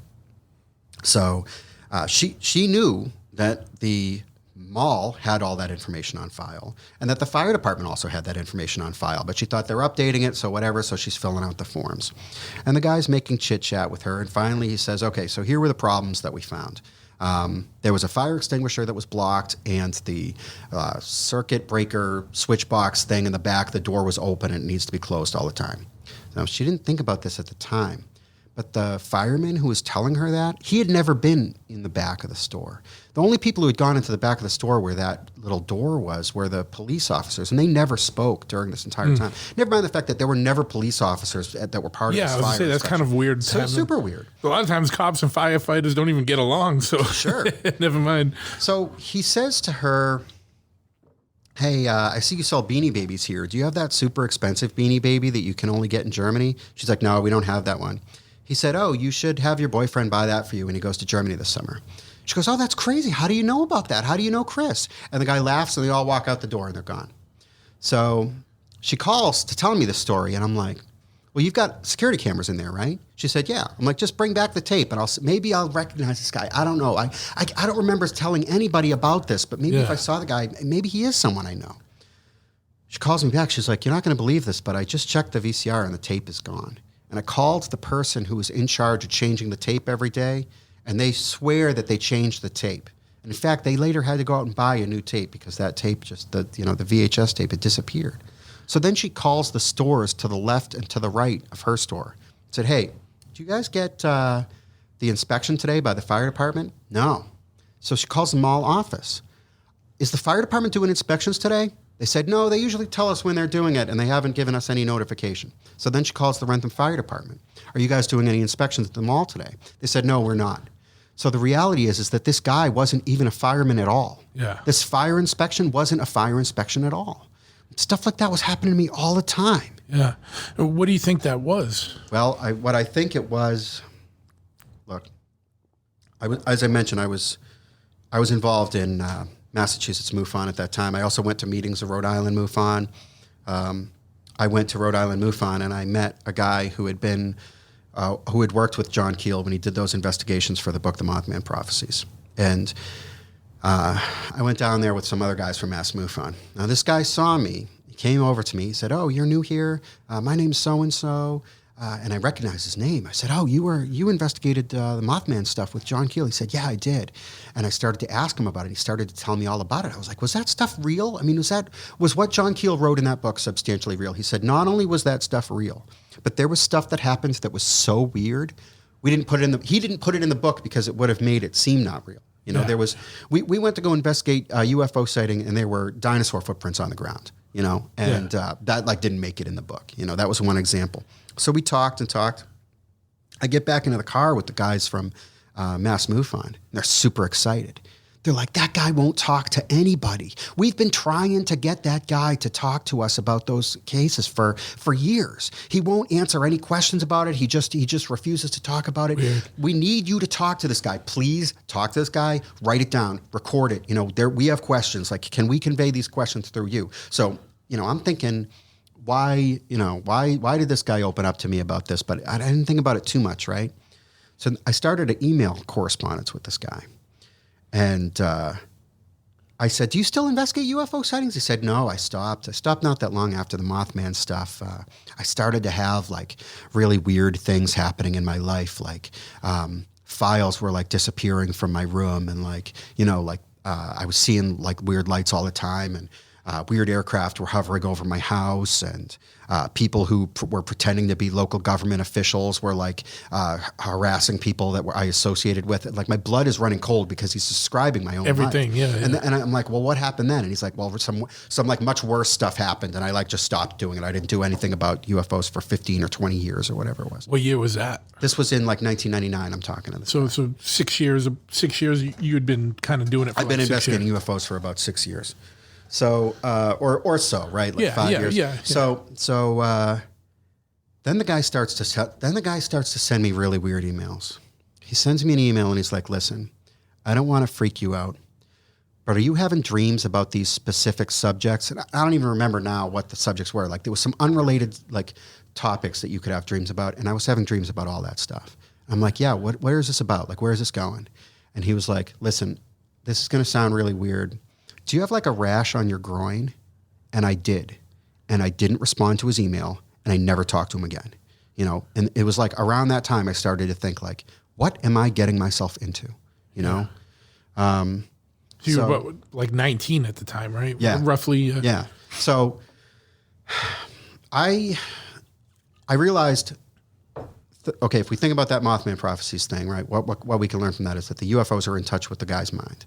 I realize UFOs are in touch with my mind. I'm investigating UFO sightings. I'm going to places where UFOs are being seen. I'm investigating the Bridgewater Triangle. I'm like out there. I went with my girlfriend and another friend of mine to investigate some UFO sightings that had just recently happened in the Freetown area. I show up in my girlfriend's car at like 8 o'clock at night. It's getting dark. And I'm just driving around in some of the streets in Freetown, around the Freetown Fall River State Forest, where these UFOs had been recently seen. I get pulled over by a police officer. And the police officer is like, look, you're like driving erratically back and forth around in this neighborhood. What's going on? I said, well, you're probably not going to believe this, but I'm investigating UFO sightings. And he was like, oh yeah, no, okay, sure, that makes sense. And I was like, oh, so you know about them? And he kind of like caught himself. He was like, I don't, I can't really talk about it. But I can tell you this. You don't want to be like in this neighborhood looking for these things. There is an area in Berkeley that is on the Taunton River, where it's tidal, and you can go there and you can like hang out all night and just like take a look and see what you see. So I'm like, all right, cool. So my girlfriend, my other friend, and I, this is in 1999, we drive out to this spot, and it's like a sandy kind of a riverbank next to like some kind of power station, some kind of generator or something that's humming, and we set up a tent. We just sat out there all night. We watched these fucking weird lights in the sky, I'm like lining them up with tree branches to make sure that they're moving. It's like, these things are moving. Yeah. It's not an aircraft. I don't know what it is. Eventually, we're all super tired. It's time to go to sleep. We go to sleep, wake up the next morning, do some sightseeing, go back home. That was fun. It's just another day in the life of a UFO investigator. Starting that night, my girlfriend's behavior changed completely. We used to always sleep with the bedroom door closed. Now, the bedroom door had to be open. She developed an unbelievable fear of anything that had like a picture of an alien on it, which I had shit tons of this. Sure, stuff. of course, yeah. First of all my magazines and books and everything, but also like, look, I had been in high school. Everyone knew me as a crazy UFO guy. Any kind of alien thing they would give me as a knickknack. All those knickknacks now had to go. And I'm like, so, I don't know. Was it because of those like lights that we saw? She's like, no. But I remember now. I forgot to tell you about this really weird thing that happened to me that night after we'd all gone to sleep. She said, I woke up because that generator thing that we were camped near was getting louder and louder and louder. It was getting so loud that I felt like my whole body was vibrating, like I could feel in my body like the vibration of this thing. And as she's saying this, I'm getting sick to my stomach because the exact wording that she's using is the same wording that was used by many people that I had worked with under hypnosis who said they'd been abducted by UFOs. So I'm like, okay, so you like felt vibration in your body, like then what happened? She's like, well, I wanted to tell you about it, but I couldn't move. I was like paralyzed. And of course, you know, that's like the next step in the UFO abduction thing. And I'm like, I'm just so scared. I'm like, okay, well, then what happened? She's like, I don't know. It's so funny. I don't remember what happened next, you know? And not that long after. And now I'm like, okay, did I cause this? Like, did this happen because of me? Like, why did this happen to her? Like, what have I done? Like, why am I messing around with this stuff? Like, why did I want to set up a tent and like sleep in a place, you know? So I'm like, I'm now all the That's time. some weird cop that wouldn't tell you about UFOs, told Right? you to go over like, there, that's right? crazy, right? Yeah, so now I'm thinking about this every day, and I'm like, okay, I am like now in mental communication with UFO occupants, and I am focusing on UFOs all the time. I am thinking about it all the time. I am aware that my thoughts are being my thoughts are being received by something. I'm sending something and it's being received by something, and there's something that's having effects on my own life. And so this probably is the point of the story at which a large part of the audience is going to stop believing anything that I'm saying at all. Because what happened was I became able to predict where UFOs were going to be seen. You know, I would just basically wake up in the morning and be like, all right, there's going to be like some UFO activity in this area. And then like over the next few days, like the reports would filter in or whatever. And so I'm like super excited about this. This is like good, but scary, but did good. it just like come to you? Like you'd get I'd up? wake up in the morning and I'd know something I didn't know the day before. Yeah. It'd just be in your head like, oh, today there's going to be, or I just go to think about UFOs. I'm like, okay, so yeah, so soon, you know, or today this is going to happen, and then it like would happen, you know. Which, listen, frankly, I actually don't really care if anybody believes it or not, because this is just the truth. This is what happened to me, and you're acknowledging how it sounds, but you're telling you that this is your truth, your experience. Take it or leave it, and I don't care if you leave it, you know, because this was my daily life, and this was absolutely, you know, I'm not even going to go any further into trying to convince anybody, because I don't even care, right? Yeah. So I would wake up with this like this new additional information, and you know, but meanwhile, I'm racked with the feelings of fear, because I've got a random guy telling me that I got a rash on my groin and telling me what I'm dreaming about. My girlfriend is getting abducted by UFOs from space, and now she's terrified and has bad dreams every night. You know, and it's just like, also there were two guys that I knew through MUFON who were doing UFO investigation in New Hampshire. And they were also doing some like free energy investigations and stuff that they believed were kind of like, it was like parallel to the UFO stuff for them. And they were super excited. They were like, all right, we're making unbelievable progress. We're finding stuff that is gonna change the whole paradigm of this thing. Like this is gonna blow the whole thing wide open. And they were talking about UFO sightings that they were investigating in the White Mountains in New Hampshire. Well, those guys went up to the White Mountains, and they were camping out too, like what I was doing. And those guys died. They mysteriously died in their tent. You know, they were just about to release all of this information, and the two guys died, and none of the information ever got released, and it was just like a weird big mystery, and it was just an unanswerable question, you know. Meanwhile, there was another guy that I knew of who was basically... he had gotten so wrapped up into this stuff that he believed that the government was going into his car in the morning, in the middle of the night, and emptying the ashtray out of his car. Like, but, you know, on some level, he's telling me this, or I'm hearing about this from a third party. And it's like, okay, though, that's absolutely insane. But on another level, it's like, I bet his ashtray is being emptied at night. You know, because the stuff that was happening, it didn't make any sense. It's just kind of random shit just to kind of fuck with you type of thing. To fuck with you. Yeah. To fuck with you. So it's like, this thing is fucking with me. It's fucking with me.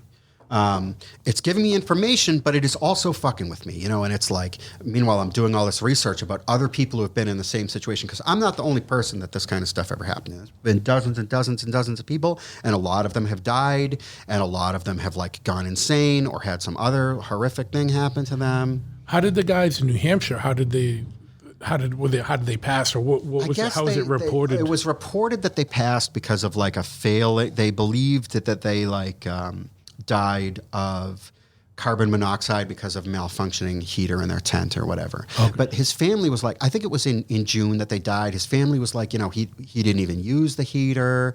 He only used the heater on extreme cold weather. Like they didn't believe it. You know what I mean? It was one of those things where it's like, is it plausible that this guy died because of a malfunctioning tent heater? Sure, but like, you've got to think about this in like the whole totality of everything that's happening to me too, right? Where it's like, all right, great, my UFO friends are going insane and dying, and I now am having mental communication with UFO space aliens, and my girlfriend is getting scooped up, and what the heck is next, right? What's next? So I'll tell you what wasn't really happening. I wasn't really able to predict the UFO sightings in a way that other people could like verify, right? Like I couldn't prove that I was doing this. Like someone would say, okay, well the UFO sighting was seen in this town, and I had known that they would be, but I hadn't written it down. I hadn't told anyone. And look, I still was holding on to like respectability. Like if I had told the other people in MUFON that I was like getting these mental communications from these things, like they would have kicked me out of the car. Yeah. Like, no one wanted to deal with this stuff. It's insane. I was rapidly spiraling away from just being a guy who taped records an interview and becoming the subject of the interview, Sure. And so finally this comes to a head. It was in 2000, I think. I was at work, and I'm like, I need to bring this to its conclusion, right? Like I need to bring this to the next level. Like it had been ramping up for years, and it's like, it's time to go somewhere else with this. So I was walking home from work. It took me like an hour to get. I got home. I got out of work at like 3:00 in the morning, and so it was like a long walk in the middle of the night home to Alston. And the whole walk home, I'm focusing on it. I'm thinking, all right, like I know that you are aware of me. Like I know that you can sense that I am thinking about you. Like I need you to manifest yourself in some way that I'm going to be able to show this to other people, and people are going to know that this is real, And I'm thinking about it, and suddenly in the sky above me, breaking through the clouds, I see this like sphere of white light. And it has descended from a higher altitude. It's broken through the clouds.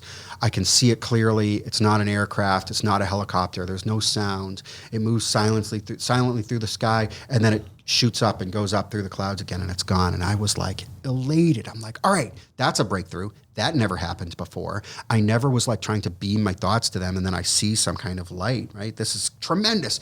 I get home. I wake my girlfriend up. She's sound asleep. I'm like, I got to tell you about this thing. It's so awesome. Like, I was thinking about it. I was trying to like beam my thoughts to this thing, and I saw this light, and suddenly, now I'm looking at her in bed. Behind me is a window. I'm looking at her face, and I suddenly said, if you look out the window right now, you'll see a UFO outside right now.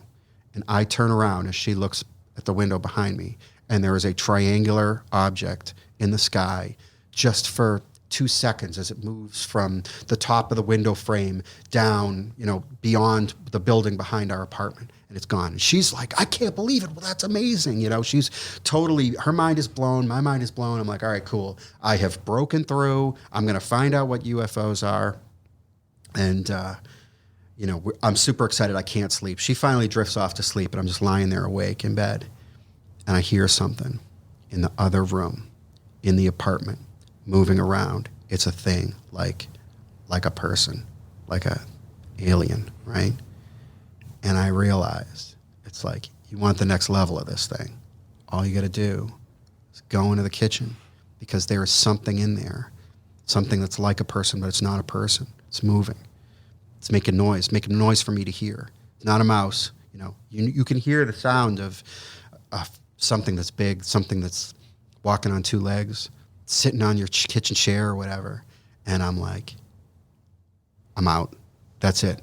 I'm not doing this. I'm not doing this thing where I'm going to have some kind of monster in my freaking kitchen when I'm trying to live in an apartment with my girlfriend, live my life.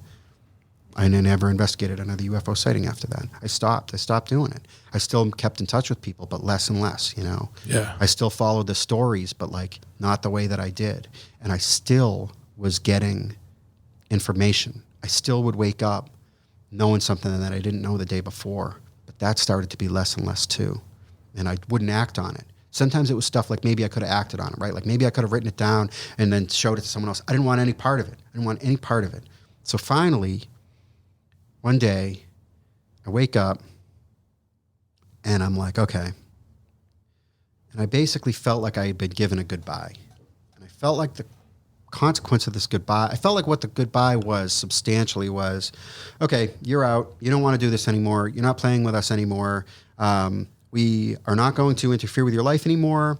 We appreciate what you did. And because we appreciate what you did, we're going to give you a heads up. You are going to die in December of 2012. The only way that you can avoid this fate is you have to switch over to some kind of Eastern mysticism lifestyle where you renounce all your worldly possessions and go follow like weird Eastern religions or something. And I'm like, I'm not doing that. I'd rather die. This was in 2000 or 2000. It was in, I think, 2000 that this what I'm talking about. So it's like, I'd rather just live 12 years than like renounce everything that I like and all my friends and go try to be some kind of weird guru. Not doing it. So the epitaph of this story and the end of this part of this story was in 2012 in the summer. I did an interview for like a podcast in Attleboro, Massachusetts. And I was living in Attleboro at that time. It's like the only reason why I did it. You know, I still would do like interviews, like the ancient alien stuff. It's fun, you know? Yeah. I don't talk about this stuff on those kind of things. You know? Oh, yeah. So I met these people from Attleboro Paranormal, and there were some people that were everyone was really friendly. Some of the people struck me as like really earnest, really intelligent, and some of the people, frankly, struck me as being a little flaky or weird. And I don't necessarily mean that in a bad way, but like if you look at people who investigate UFO sightings, like talk about a subculture. Like these people are weird. A lot of these people are really weird. Sure, yeah. So, and then when you're talking about like paranormal in general, people who do ghost investigation and psychics and stuff, you're dealing with some really weird people. And some of these people are like, some of these people might have mental illness, and some of these people are just like, they're living on a level of life that like you don't even want to even grasp. So whatever their truth has made them visibly weird. So I did the interview. I talked about UFO sightings. I talked about, you know, archaeology and stuff like that, and the things that I was into, and Bigfoot and everything, fun stuff that's fun to talk about. And at the end of the interview, the interview ends. Everyone's really happy. People enjoyed it. People want to ask me some other questions. And there are these like two women, an older woman and a younger woman. And I don't know what their names are. They approached me, and one of the women said, "Hey, you have a spot on your aura. Do you know anything about this?" And I'm like struggling to keep a straight face because it's like in all of this stuff, I never dealt with anything like an aura, right? Yeah, sure.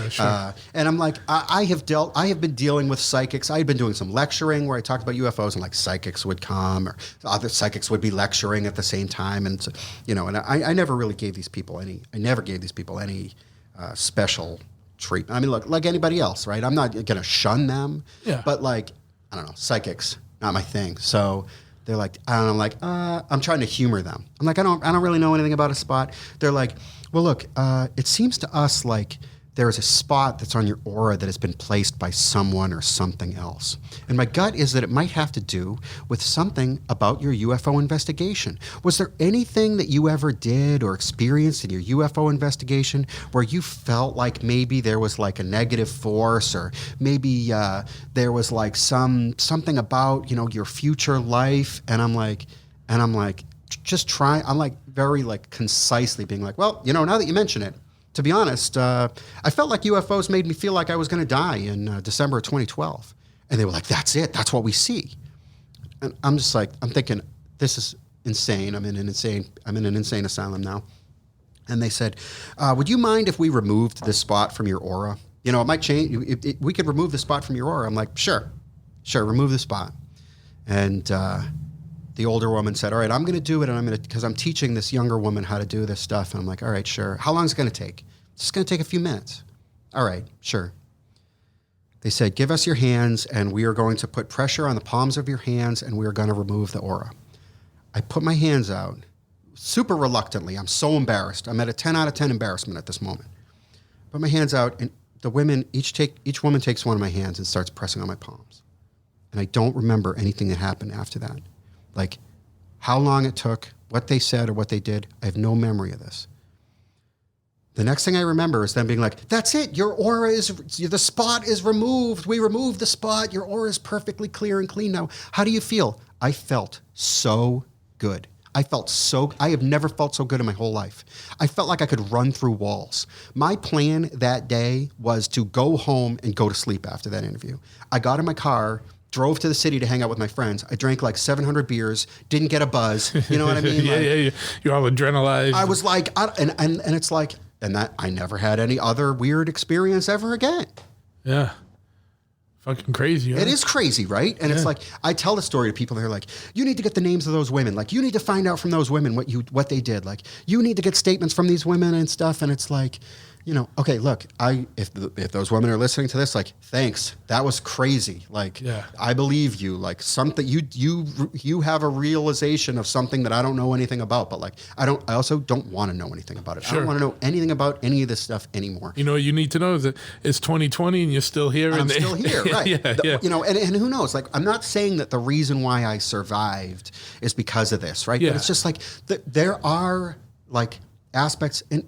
Even, you know, I would say, let's say that you think that there was no contact with a non-human intelligence on any of this level, right? That everything, it was all in my head and everything. Well, there are aspects of human psychology that are weird, at the very least, right? Yeah. Like, so it's either that or what I believe is that I was in touch with a non-human intelligence during that time. Sure. And that had I continued, I would have like learned something about it, but I really think I would have like died like other people that I knew, or I would have wound up institutionalized like other people that I knew, you know. And it's not like aliens. It's not aliens from space. It's something based on this planet. I don't know what it is. You know, I did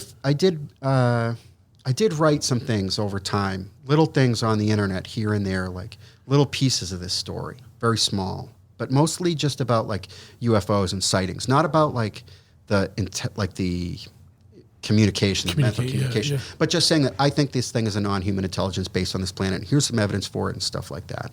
And there was a guy who emailed me. I think he'd heard a radio interview with me. And he's like, I really liked your interview. I wanted to, if you have time, could you answer some questions? And a lot of times I get emails like that and I give a short answer or I don't even answer because a lot of times the questions are not good. And you know, there's a lot of weird people out there, right? Sure. This guy's questions were really good. It was clear to me from his questions that this guy really grasped what I was trying to say. I answered his questions. He asked me some more really good questions. The more I talked to this guy, the more I came to think, this guy gets it. You know, maybe this guy's having a similar experience of his own. So finally I said, look, you know, I don't mind answering your questions, but maybe you could help me out. Like, what's your background on this stuff? He's like, I've been dreading the day that you were going to ask me that question. The reality is that I am a Baptist minister, and I think that UFOs are demons from the devil. And I use information from your work in my sermons to my congregation. And I stopped talking to the guy. But the thing is that the thing that I hate to even say is that the thing that I was dealing with was more like what you would think a demon was, I think, than like what you would think an alien was. Yeah. Is that where like the whole like the trickster type thing comes in? The trickster archetype. Yeah. And you can go back thousands of years to the earliest human writings and find this stuff. You know, other people have written about this. It is deceptive. It is like controlling. It appears in different guises to people at different times. But there are parallels. There are parallels between fairies and like elemental beings in Native American folklore and you know, Sanskrit writings of the earliest religious texts, and all religious texts have elements of stuff that is going on right now, that people are experiencing right now. And, you know, what is it? You know, I don't know what it is. Nobody knows what it is. Yeah. But it's something. Why do you think it chose to talk to you? Like, and I'm just saying, because there's hundreds of people that research UFOs. Is it because you were so ingrained? I had friends, I had girlfriends, I had Music stuff. I was like in a band when I was in high school and stuff, but UFOs were my focus. UFOs were my priority. Yeah. If I wasn't hanging out with my friends, which was most of the time, it was get home from school, go into my bedroom, crack open a book, and that's where I would remain until it was time to go to sleep and wake up the next day. The first thing I thought about the next morning was UFOs. The last thing I thought about before I went to sleep was UFOs every night. Yeah. And also, I think part of it was that I think that if you just stay within the narrative, right? If you stay within the confines of these things are aliens, and if you have weird stuff that happens to you, it's probably because the government doesn't want you to be snooping around, right? If you stick with that, I think it kind of likes that, and I think it created that sort of. It created that story as a way to channel people into following this story. But if you step out of that, that's when you start having that's when things start to get really weird. Because you might be on the real. Once you start to get away from like thinking that these things are like space aliens that the government's covering up and realize that it's not the government that's not, that fireman wasn't a government agent. Yeah. The fake fireman, right? That guy was like, that guy walked out of that store and vanished. You know what I mean? Yeah. That guy doesn't exist. Doesn't exist, yeah. Wow, man, that's heavy shit, dude. It's wild. It's right? wild, right? So, yeah, dude, fucking wow. That's heavy shit, man. So you haven't looked into, obviously it's something that you haven't followed up on. Like, you have, like, if you had to postulate, like, I know it's like a non-human intelligence. Is it something like, I know there's been like a lot of theories about like interdimensional stuff or like,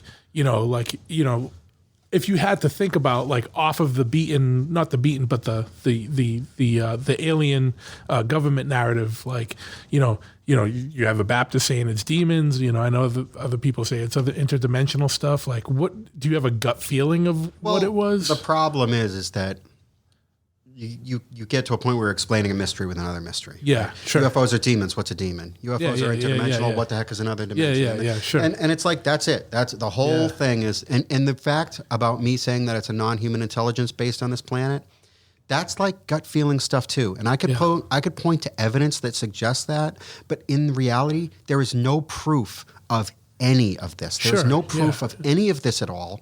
It's all like evidence. Here are some facts that don't fit. Here are things that nobody can explain. And here's a pattern, that goes back to the very earliest human history that is present in every culture. And it's like, what is this thing? Sure. What is this thing? And, if you could prove it to me, I don't think this is the case, right? But if you could prove it to me that this is some kind of remnant thing in the human brain from maybe millions of years ago, right? From monkeys or something. That it's like somehow this comes from people. Okay, well, I could believe that. I could probably believe that more readily than I could believe that these were space aliens coming in metal spaceships. I don't think that at all. But I really don't think they're human beings. I really don't. Yeah. I think that whatever it is, it exposes itself to people in different ways at different times. And another thing that I know people are not going to like, we'll shut off the podcast, but I think Bigfoot is actually part of this thing as well. Yeah. And when I started investigating UFO sightings, people would tell me about Bigfoot sightings that sometimes happened in close proximity to UFO sightings. And I would just delete that. Let's pretend that I didn't even hear that, because that is ridiculous, And basically, it just eventually came to a point where I just couldn't deny it anymore. Sure. I couldn't deny it anymore. And I started to investigate these sightings where people saw Bigfoot and UFOs at the same time all the time. Here we are. So we're recording this in the Bridgewater Triangle. Bridgewater Triangle is this area in southeastern Massachusetts that is kind of a hotbed of paranormal activity and has been for a long time. And one of the things that's been reported in this area a lot is like Bigfoot type sightings. And I investigated a lot of Bigfoot sightings in this area. A simple fact is that there's not enough food, not enough area in the wintertime here to actually support some kind of population of hairy hominid creatures. It's just like, no way. So if we acknowledge that it's like actually kind of biologically impossible for these things to be real creatures, then we have like two possibilities, right? One possibility is that all these people are lying. I don't think that's the case at all. Evidence that they're telling the truth, I would point to from my investigations, was when I first started doing the UFO stuff, when I started doing Bridgewater Triangle stuff, I was only interested in UFOs in the Bridgewater Triangle. People would email me or contact me or tell me about Bigfoot stuff in the Bridgewater Triangle or around it, and I would just like dismiss it. Yeah. I'd basically like put it in a file, you know, where I would just kind of like, okay, cool, thanks. I don't know what it is. Cool story. Thanks for sharing. But I didn't share it with anybody. Yeah. Until the time came that I was like, I'm going to like look at all of these things in the aggregate. I'm going to like stack up these files and read them all one after the other. And I'm looking at these things and it's like Copacut Road in Freetown, Copacut Road in Freetown, Copacut Road in Freetown, over and over. All different people, sightings at different times, different years, going back decades. No one had ever written about this. No one had ever talked about this. And it's like, there's nothing about that dirt road out there that is going to make you see something that isn't there, right? Yeah. So if there's not anything to it, why did all of these witnesses come up with the same street? Yeah, over decades. Over decades. Yeah. It wasn't some, and some would be like, well, Chris, they were fucking with you. It was like the same person appealing, but it's like, no, I'm telling you, I like talked to people. Like these people, the people who had sightings from decades ago, they were like really reluctant to talk about it. When you're investigating UFO sightings, I'm not trying to claim that I have some supernatural ability to tell when people are lying. But there are certain words that people use. There are certain phrases that people like go through when they're telling you about something that's really weird that they don't understand. And it's like, I'm not saying this is foolproof, okay? But you can get a sense of it if someone's telling the truth or not. If someone is talking to you about this weird thing and you have made a hobby out of talking to people about this weird thing every week, every month, there's like patterns, there's things like patterns, not just patterns of things that people see, but patterns of the way people's mind works when they're confronted with this thing for real, right? And when they start kind of telling you that they're going through this checklist in their mind or whatever, it's like, this guy's legit, right? Yeah, Probably. yeah. Right? I wouldn't bet my life on it, but like in the aggregate, right? So yeah, I think there is something to it. But like I say, if there is something to it and it's not an animal, then what is it? Yeah. I think it's like another guise of this same thing. And that it wants you to think that it's an animal. And it wants you to think that it's an alien. It wants you to think that it's a lot of different things for different cultures and different times. It wants you to think it's a fairy. It wants you to think it's a troll or a god, right? But it's something else. It's something else that we don't know what it is. One question I did have before we kind of continue on. The night you were in your apartment in Austin and you could hear something move, and that's when you said, fuck this. Well, two questions. Like, one, how close were you to just saying fuck it and getting up and going to look? I was a million miles away. Million miles? Never considered it for a second. I was just like, nope, that's a no. Yeah. Like, no. And it was, I almost felt like that was part of it, right? Where it's like, are you serious? Like, are you serious? It was like a shit test, right? Like, yeah. Like, you want to find out? Right here, motherfucker. Yeah, and yeah, I'm like, turns out I don't. Yeah, yeah. Did you ever regret not going? Not for a second. I think I would have died if I opened that door. Yeah. And I mentioned that my girlfriend, from Berkeley, the thing that happened, right, when we were camping in the tent. Yeah. I felt so bad about that. Sure. She hit me up a few years later, and she said, Chris, we had fallen out of touch. We had a bad breakup. And we didn't talk anymore. She hit me up and she's like, listen, actually the way that we talked to each other again was through some weird thing that was like almost paranormal itself. I had a dream about her. It was a really nice dream where we were like in the back of a convertible, like on a highway and just like laughing and having fun on a summer day. I had talked to her for years. I woke up and I like had this dream clearly in my mind, and I thought, I want to talk to her again. I didn't have her phone number, but I did know her AOL Instant Messenger screen name. I went downstairs, the place where I was living, I turned on the computer, I logged into AOL Instant Messenger, which I never logged into. And I immediately get a message. It's from her. And I'm like, I logged onto this to talk to you. She's like, I never log on to this. I logged on to this hoping to talk to you, like at the same time. Sure, yeah. She's like, I had a dream about you last night. And I'm like, I had a dream about you. It's like, what a crazy coincidence. So we start talking, we start chatting. Let's meet up. Let's catch up a little bit. So we like sit down and have dinner. She's like, listen, part of the reason why I wanted to talk to you, I still have bad dreams about that night in Berkeley. And I want to know what really happened. I've started to think that more happened than what I remember, which I had never suggested this to her. I was so mortified. I felt so guilty. I felt so afraid. You know, everything that I cared about or thought about was like collapsing around me as this was happening. Like, you know, I cared about this person a lot, and she didn't have anything to do with this. Yeah. And she's like, I want you to hypnotize me. I want to find out what happened. And I told her, no way, I'm not going to do it. She basically guilt tripped me. And she's like, I think something happened to me. I think it was kind of, you know, connected to you, maybe your fault. You owe it to me to do this. So I went to my house on the couch. She laid down. I did the hypnosis stuff. She was under hypnosis for like a second. Suddenly she sat up, covered her eyes with her hand. She said, no, no, no, no, no, over and over, repeating no. I like, you know, calmed her down. She had spontaneously emerged from the hypnosis. She's covering her eyes with her hands the whole time. And I said to her, I said, well, what happened?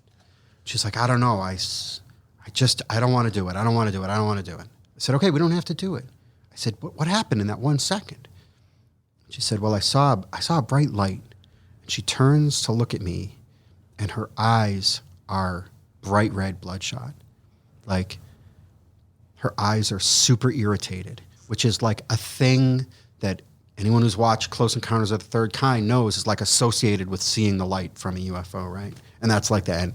She never wanted to talk about it again. And then she stopped talking to me again, and I haven't talked to her for all these years. Wow. Now, I told you that story about, you know, that night in Alston in my apartment, telling my girlfriend that if she looked behind me, she'd see a UFO, and looking behind and seeing it. So when she and I were still together, I would tell that story all the time, and she would corroborate it. Yeah, I saw it. I saw this triangular, these 3 lights, no other lights, you know, no blinking lights, no navigation lights, not an airplane.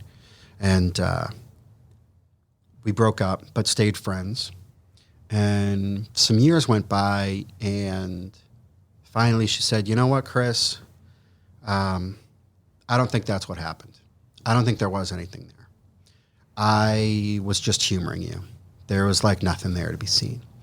And I mention that here kind of because I think she did see it. And I think it's easier for her to think that she didn't. You know what I mean? Sure. But the thing is, there are many aspects here. There are things that I've talked about here that there were other witnesses to who could corroborate it. And I am not going to invoke those people because I frankly am not interested in trying to convince anybody that this is true. Yeah. And the fact is, there are other people who witnessed this stuff who would probably like discredit this now and be like, well, it's not like how he said that it was, which is like, that doesn't bother me at all.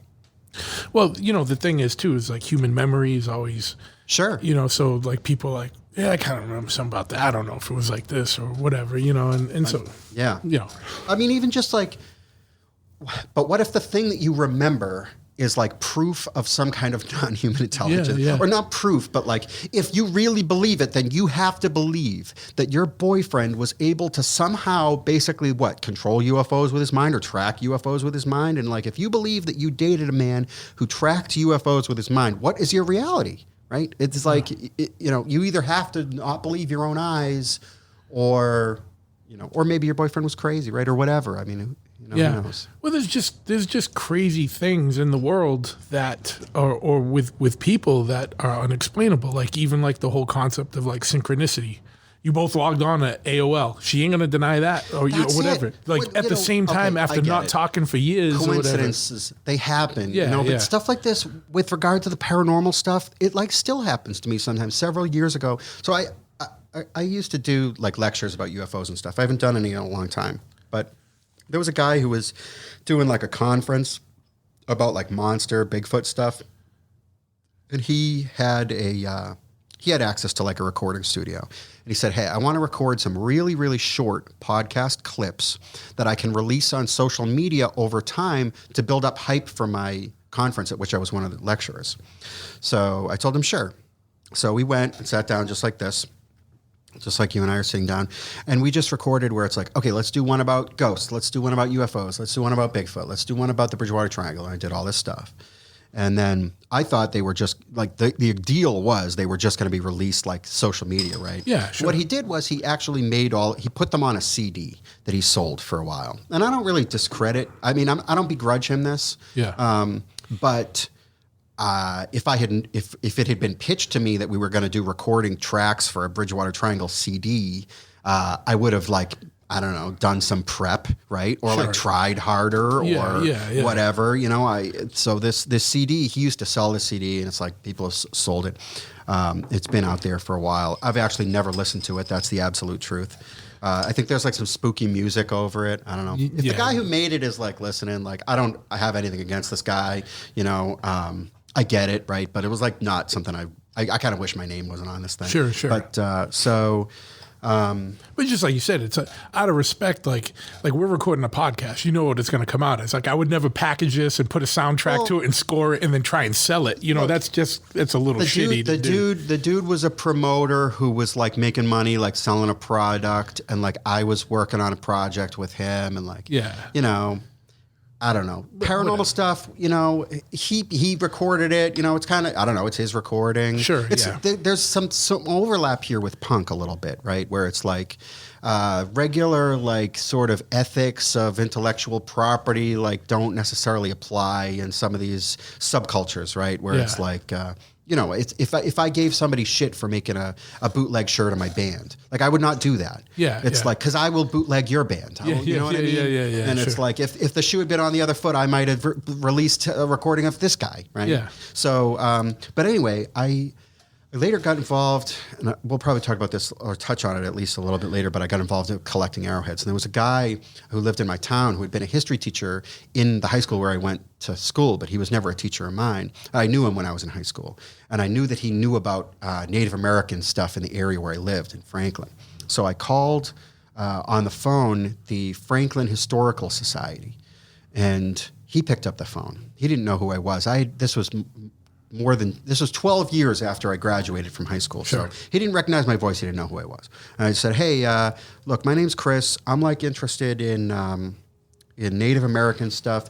Are there any arrowheads that are in like the holdings of the Franklin Historical Society? He said, well, I have some at my house that are from this town. So if you're interested in this stuff, you could come to my house and take a look at these arrowheads. I said, that'd be great. How about in half an hour? Sure. So I show up on this guy's doorstep and I knock on the door. The door opens. The dude takes one look at me and all the color drains from his face. He's like, what are you doing here?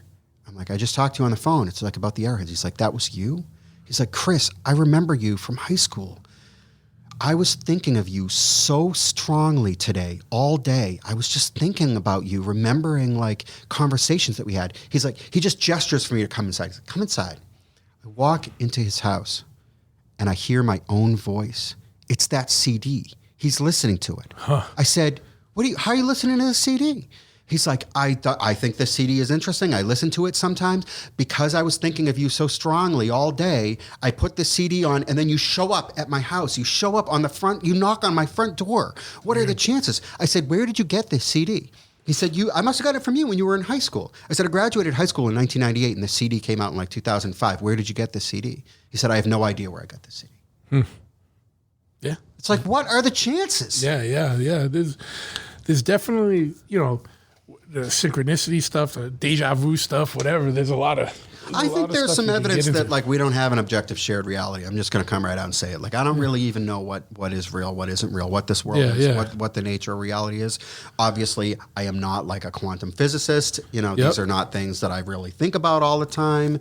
But everybody that I know, as you go through life, you have these experiences that's just like, what the hell is that? Yeah.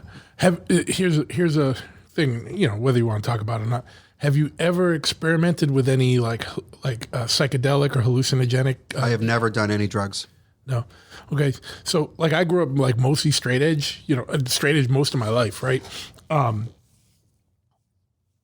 I had one experience on mushrooms that, like what you said, just kind of resonated, and I was just like, I felt like I could see so say you're looking at a TV, and behind the TV there's like pixels and tubes and this and that.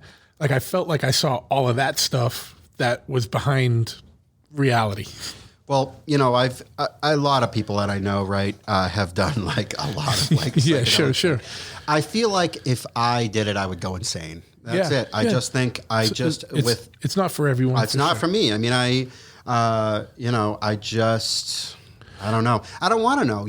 Are there ways? Are there can psychedelics open doors of perception? They probably can. Those are doors that I just want to remain closed. Sure. I love my life now where I don't have monsters and space ships in my life, right? Yeah. And for a long time, I wouldn't tell this story to anybody. I didn't tell anybody the story for 10 years. Yeah. Finally, I opened up to some friends, and then I did a lecture one time where I told this whole story. Sure. It's a heavy story, man. It's crazy, and it's just I like to do lectures too, or I used to do these lectures where it's I'm going to talk about cryptozoology in Massachusetts. So I'm going to talk about Bigfoot sightings and other weird, unusual animals sighted in Massachusetts and stuff. And it's an interesting talk, Sure. Or I could talk about the history of UFO sightings in Massachusetts, and I can talk about that. And it's an interesting talk. The history of UFO sightings in Massachusetts goes back to the 1600s. The earliest recorded UFO sighting in North America was in Boston. It's a really cool case, and there's a lot of cases like that. Yeah. Or even just to talk about some of the cases that I investigated, just this guy saw this disc, and this person saw this flying saucer or whatever. But it's and I could tell all those stories without telling that I myself had this thing. But people always ask, they say, have you had any experiences? And sometimes I tell people that I've never seen anything that I would investigate myself, right? And that's actually true. The UFO sightings that I mentioned, where I said I saw lights in the sky, when people told me that they saw lights in the sky, I never investigated those cases because you can't ever really prove what that was or wasn't. Sure, yeah. Even that night with that girl in Alston, the thing that I saw that I was so excited about, that sphere of light, it's if someone told me that they saw that, I would think they saw a helicopter coming through the clouds and going back into the clouds. That's what I would think. Yeah. And then I can't prove it wasn't, right? But it wasn't. Sure. Yeah. What would actually, when you were investigating then, what would be something that would warrant kind of further investigation versus something that would get shelved? Basically, I tried to go with either daylight sightings of a structured craft or sightings by pilots or other trained observers where it was this person had some ability to measure this thing in relation to something else.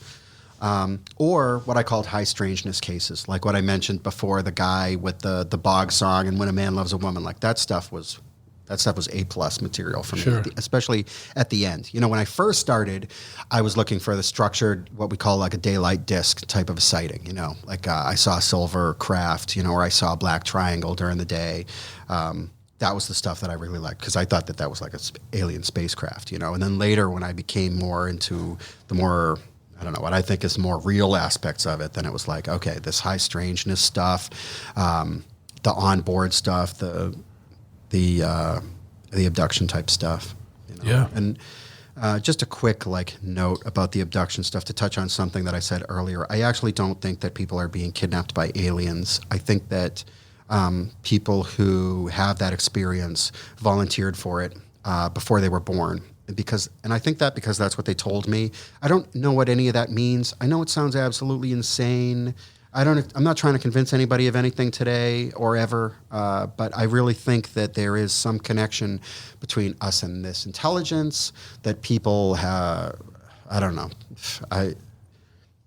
I struggle even to put this stuff into words because this stuff is so extremely weird. And my girlfriend, right? She had that sighting, that encounter that night in the tent.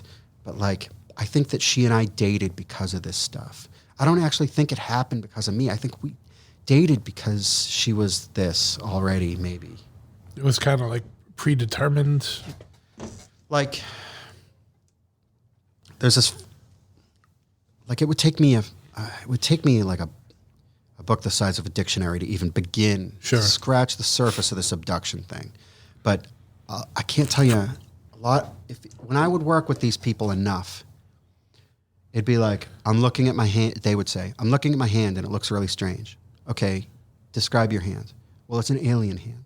I'm an alien, you know, and it's like, this part of this abduction narrative doesn't make it into any of like the TV show stuff or like the bestseller books about it, because it's ridiculous. It's crazy. It's nonsense. But all of the serious people that I worked with, they came up with it on their own, separately. I know that it's possible to lead witnesses. I know that people who are hypnotized are incredibly suggestive to leading questions. And I can absolutely say, we didn't ask leading questions. They came out with that on their own over and over again. So, I don't know. Yeah, that's tough, yeah. It's super tough. Yeah. It's super tough. You know, some of the people that we worked with later formed a support group and were able to help other people who did this stuff. And I can't take any credit for them forming the support group or for the people that they helped. That was all them. But I am just really glad that I was like a part of that process, even for them. Yeah. You know, for some of these women that had this encounter, that they were able to then help other people, because it's hard. It is hard for these people, super hard. You know, and there's a lot of these people. Yeah. What, you know, I guess this is, I've never been on any kind of investigation or with part of any regression analysis stuff. I saw that movie years ago that came out. I think it was called The Second Kind. I know the movie you're talking about. Where it was a weird Hollywood movie where they were doing regression analysis with not survivors, but like people, but then they also had like a little box within the frame that looked like a documentary, like real footage, but even that footage was fake. You know what I mean? But it was based on some book or something. Did you ever see that? Yeah, I did. And it was really hard for me to watch because it hit too close to home. That's what I was going to ask. Did it seem like pretty... I literally don't even remember what the movie is called. I know exactly the movie that you're talking about. I watched it and it was incredibly difficult for me to watch, and I never thought about it again. Yeah. You know, because, I don't ever want to be in that situation ever again. Sure.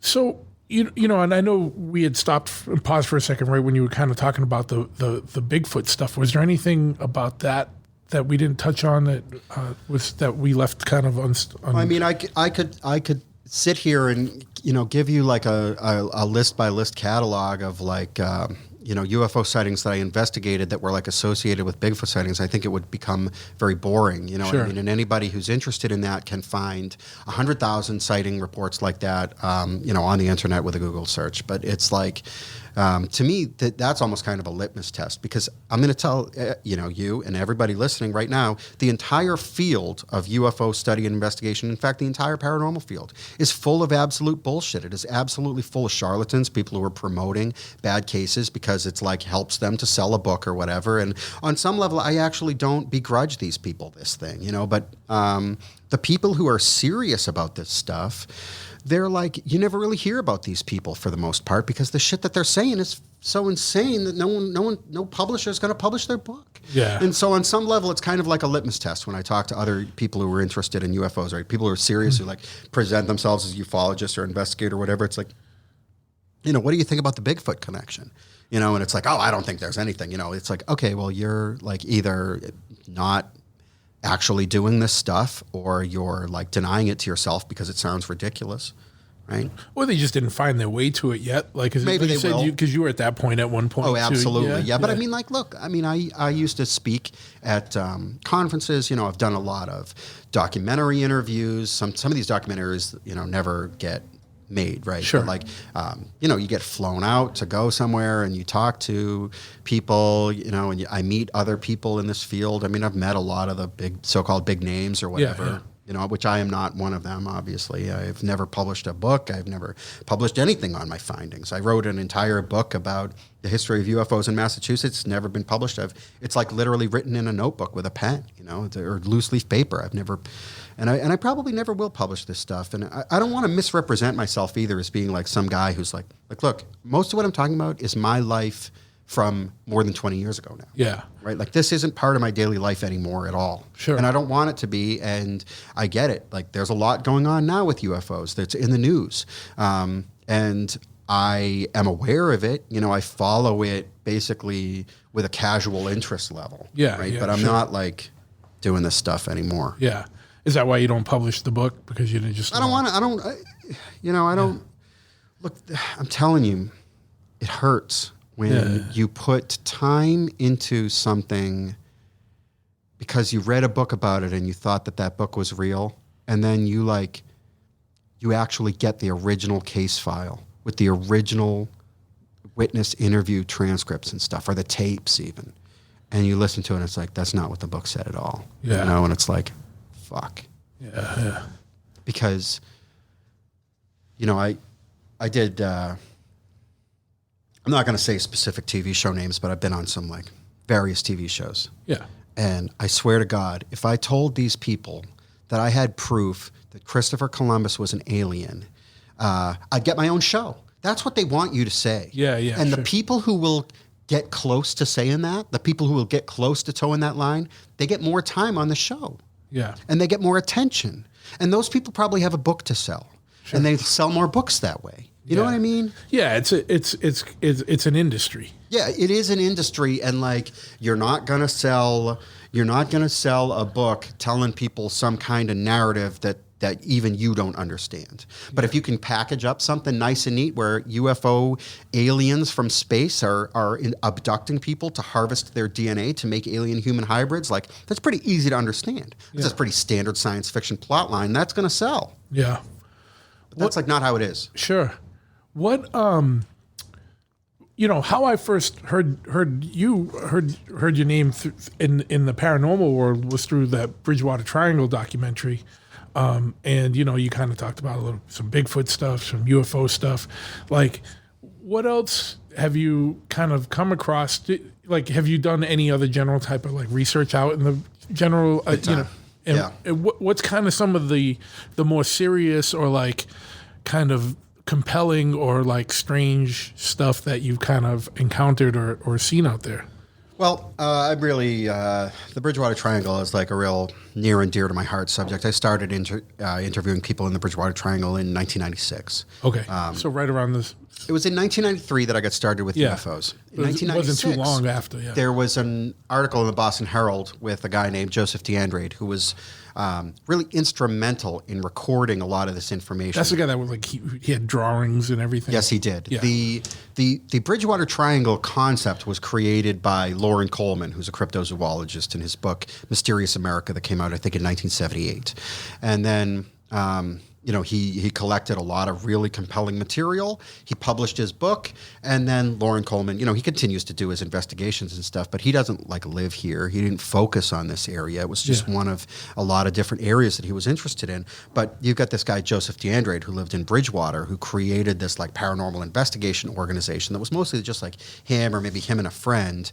But he was collecting a lot of stories. He was putting up flyers in local bookstores. If you've seen Bigfoot, I want to hear about it. And there was an article about him in the Boston Herald in 1996, and that's the first time I had ever heard about the Bridgewater Triangle.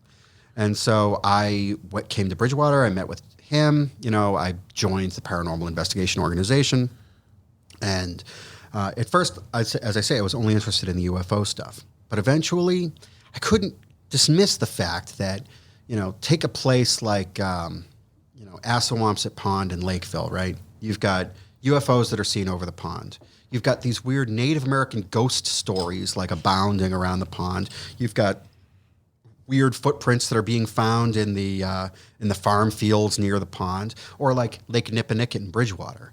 You've got UFO sightings. You've got people seeing like monkeys that live on islands in Lake Nipanicket. I mean, I've got people telling me they're seeing something like the Loch Ness Monster out there, submarines, like phantom fires, ghosts, so much. And it's just like, all right, this isn't a coincidence, at some point. And so, I will say this. I get contacted about the Bridgewater Triangle all the time by people making TV shows and stuff. And what all of those people want, they all want the same thing. They want a witness who will go on record and say, I saw something in the last year and a half. And I don't have anybody like that at all. Yeah. I mean, when I used to have stuff like that, like in the 90s via email, when I was investigating UFO and Bigfoot sightings out here, people would say, I was drinking with my friends and I saw Bigfoot, and here's where I saw it. I was out making out with my boyfriend. We were doing drugs or whatever. And I saw this thing. Now, with the UFO stuff, when someone tells me I was drinking and I saw it, I scratch it off. And suddenly someone tells me they were doing drugs and I saw it, it's like I don't even pay any attention to it. But the thing is like, let's pretend for a moment that Bigfoot is some real monster that lives in the Hockomock Swamp and that shambles around the edges of the swamp, looking for food in the dark of night. Like, who's going to see that?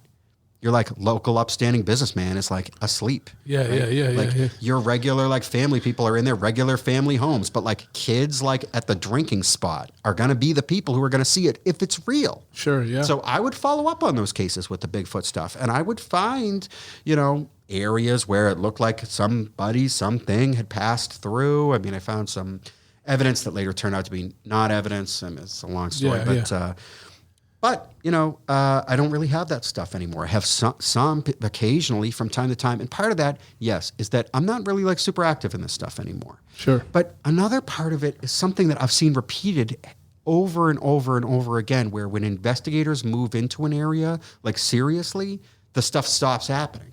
Now, you could take that as evidence that this whole thing is hot air and bullshit. And I wouldn't blame anybody for taking that attitude about it. And then there's another thing with the Bridgewater Triangle where, look, this area is getting developed every day. Yeah. Places that I used to go and investigate Bigfoot sightings where you would stand there and look around and be like, oh, yeah. No, like seriously, like a family of Bigfoot creatures could totally live out here. There's nothing. You're looking at a map and there's nothing around. Yeah. It's just desolate wilderness. And now those same places, it's like a weed dispensary, a strip club. You know what I mean? Like a suburban solar farm. Yeah, totally. The Bridgewater Triangle is getting developed, and it has lost some of its like charm to me a little bit bit of a appeal. Just because it's been developed so much, it's sad to see it. But the Hockomock Swamp, the heart of the swamp, it can't be developed. It won't be developed. That's the center of this whole Bridgewater Triangle phenomenon. Is this unbelievably unique, super special, massive wilderness swamp that we have here.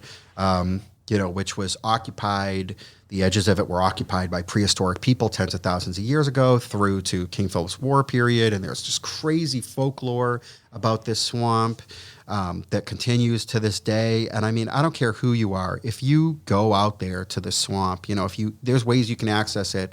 There's like a railroad bed that goes through it. There's high tension wires that go through it. And you can walk along there and it's like, if a dinosaur came crashing through there, like you wouldn't even blink an eye. You wouldn't be surprised. It's crazy out there. I love it. I love it. I haven't been out there yet, but I know like my Joe we were talking about earlier. He goes out there. He'll go fishing and stuff or do different things. And he said he related a story too that even when he was going out there one time to go fishing or somewhere out near there and he was talking to a cop because the cop's like, what are you doing out? He's like, oh, I'm going to go fishing. And the guy's like, yeah, just stay away from that little island right there because there's a lot of shit that goes on over there. Like, local people know about it. And I'll tell you, I would just, I used to, and I still do this to an extent because I go to the Bridgewater Triangle now a lot. I look for arrowheads. I look for Native American stone tools. I find archaeological sites, some of which have never been documented before. Find out when people lived there. I'm like really interested in this archaeology aspect of it now. Most of the tools that I find are between 3,500 and 5,000 years old. Yeah. But I'll go out there and sometimes I'll just take a walk and I'll find people out there who are hunting or fishing or they're on like a four-wheeler or they're just outdoor enthusiasts and say, hey, do you come here very often? You ever have any weird experiences out here? And it's like, they do. They have all kinds of weird experiences. Yeah. The number one thing that people tell me is that they have stories that center around this feeling of being watched. And that is just like so common. And I don't really get that other places really like this. Yeah. You know? But do you think it's just because you're kind of in the middle of like a creepy forest, a swamp or something, or all the lore around it, you know? It is a special place. Yeah. And it does have this lore that goes back a long time. So it's almost like if this stuff wasn't there, maybe people would come up with stories about it, you know? But so this is kind of like a different way of looking at things, where I used to be like a scientist trying to find out what UFOs were. And now I'm still interested in these paranormal topics, but it's not as like a scientist anymore. It's like, I like these stories because they are fun stories. It's fun to speculate about. It's spooky. It's creepy. You know, it's interesting to think, what if? But even then, at some point, you have to ask yourself, is this real? You know, and that's where it starts to kind of unravel a little bit. Sure, yeah. But it's crazy too, like an area like the Freetown Forest or whatever, you know, stuff, Bridgewater Triangle. It's just almost relentless with the amount of stuff. There's like the Phoenix, the fucking Puckwudgies, the fucking Bigfoot, the fucking this, and then even all the crazy like cult, like satanic activity in the 70s. It was like there's definitely a draw, some kind of weird fucking draw there, you know? Cattle mutilations, giant snakes and turtles, these giant birds. I mean, it's just like, you're right, it's relentless. It's like there's nothing that isn't there, right? People seeing aliens on the street, like, you know, ghost photographs, like, you know, the Freetown Fall River State Forest, the ledge, and like everyone who seems to go there, even when I go there, I have like weird, even now a little bit, you know, it's like, geez, my phone battery just went from like 38% to 0. Like, why did that happen? You know, photos don't come out or whatever it is, you know, everyone has a story like this. It's cool. And, there's something special about it. Well, something I think about a lot with regard to the Bridgewater Triangle is I think about an email that I got from a guy who was like, he was like a psychotherapist. And he's like, I've worked all over the country. I've worked on Native American reservations. I've worked from coast to coast. And I have never encountered so much abject human misery as in the Bridgewater Triangle.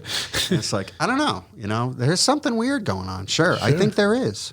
Yeah. You know what gets me is like the weird like cult or satanic stuff. Like I saw a picture, you know, they were talking about the, they found like that little like kind of hut that was like built into like a hill kind of. Yeah. Carl Drew's bunker or whatever it was. Yeah.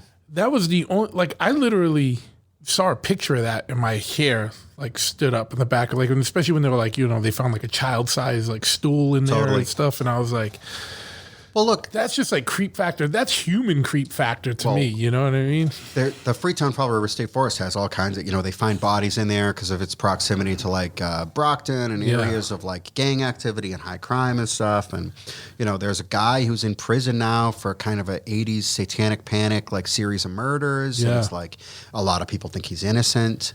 That is its own set of stuff. And even, like, that cult stuff. I mean, there's police officer who was tasked with investigating the cult stuff. He has a lot to say about it. Other people think that guy is like full of shit, you know, and it's just like, I think it's very interesting. The stories are great. I love the stories, and I do not ask myself if it is real because I frankly don't even care. I think they're cool stories.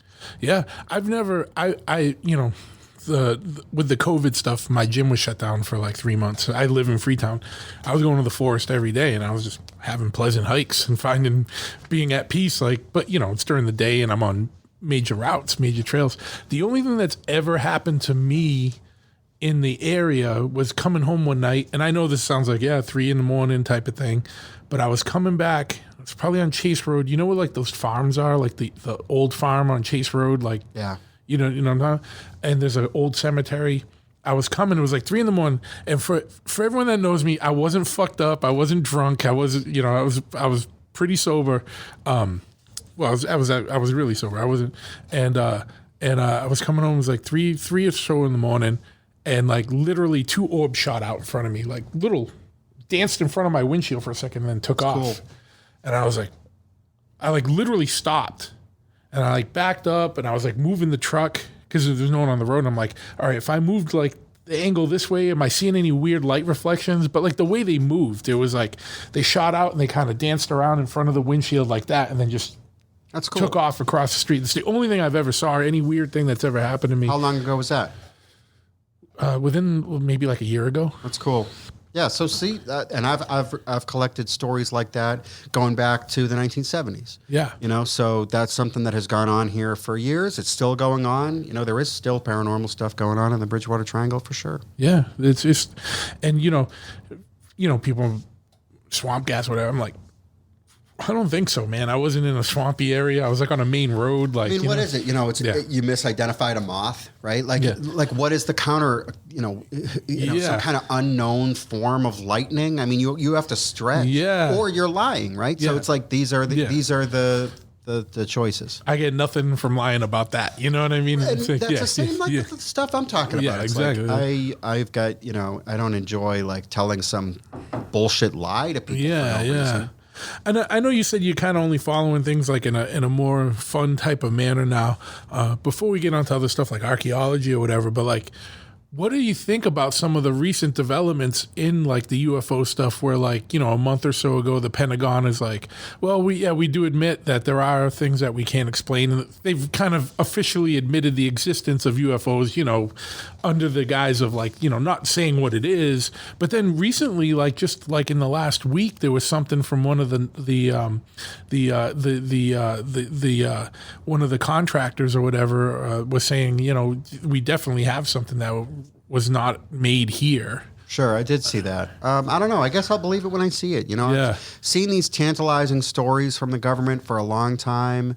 At one time, I became convinced that the government actually didn't know anything about UFOs. I think that they literally, they investigated UFO sightings. The United States Air Force did via Project Blue Book, which was terminated in 1969. Sure, yeah.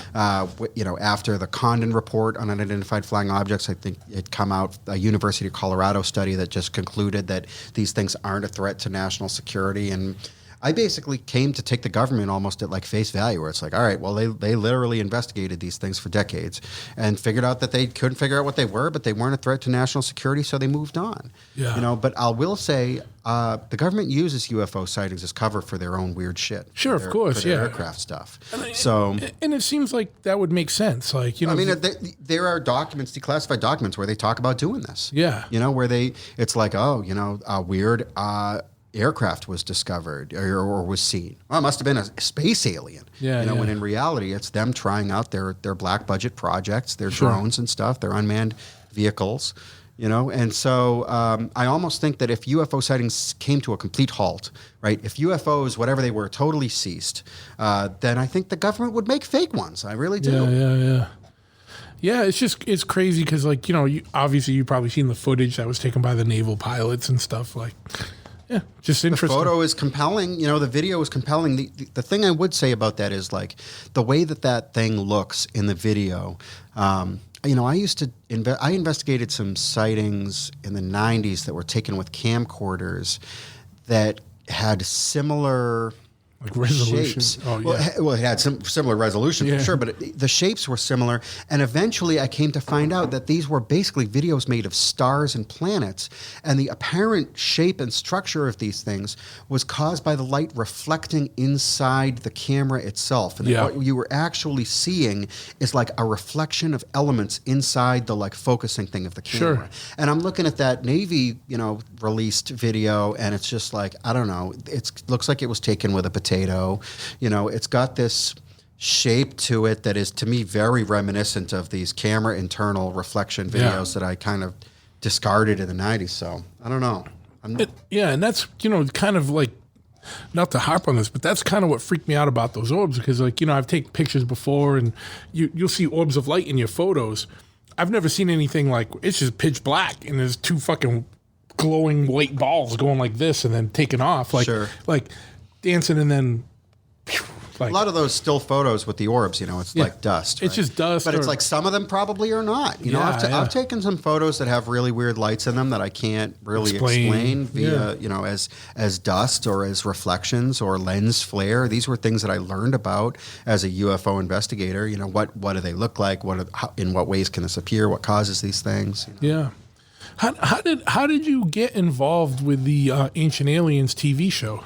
Well, I had written so basically, towards the end, of my time as a UFO investigator in the late 90s, I was kind of going in two different directions. I was looking at these high strangeness cases, and I was also really interested in historical cases. And I think part of the reason for that is just I've always been interested in like any kind of history. Yeah. The idea of archival research really appeals to me, and I was doing it. I was going into libraries and just going through massive amounts of microfilm and old files and old newspapers, trying to find these reports of cases that had slipped through the radar.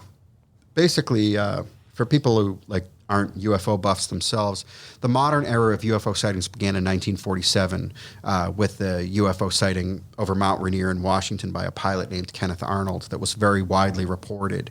In the spring of 1947, it was like a news sensation. And then after his sighting... That was before Roswell? It was just before Roswell, yeah. I think it was like June 1947 was Kenneth Arnold, and then July 1947 was the UFO crash at Roswell, supposedly, right? Yeah.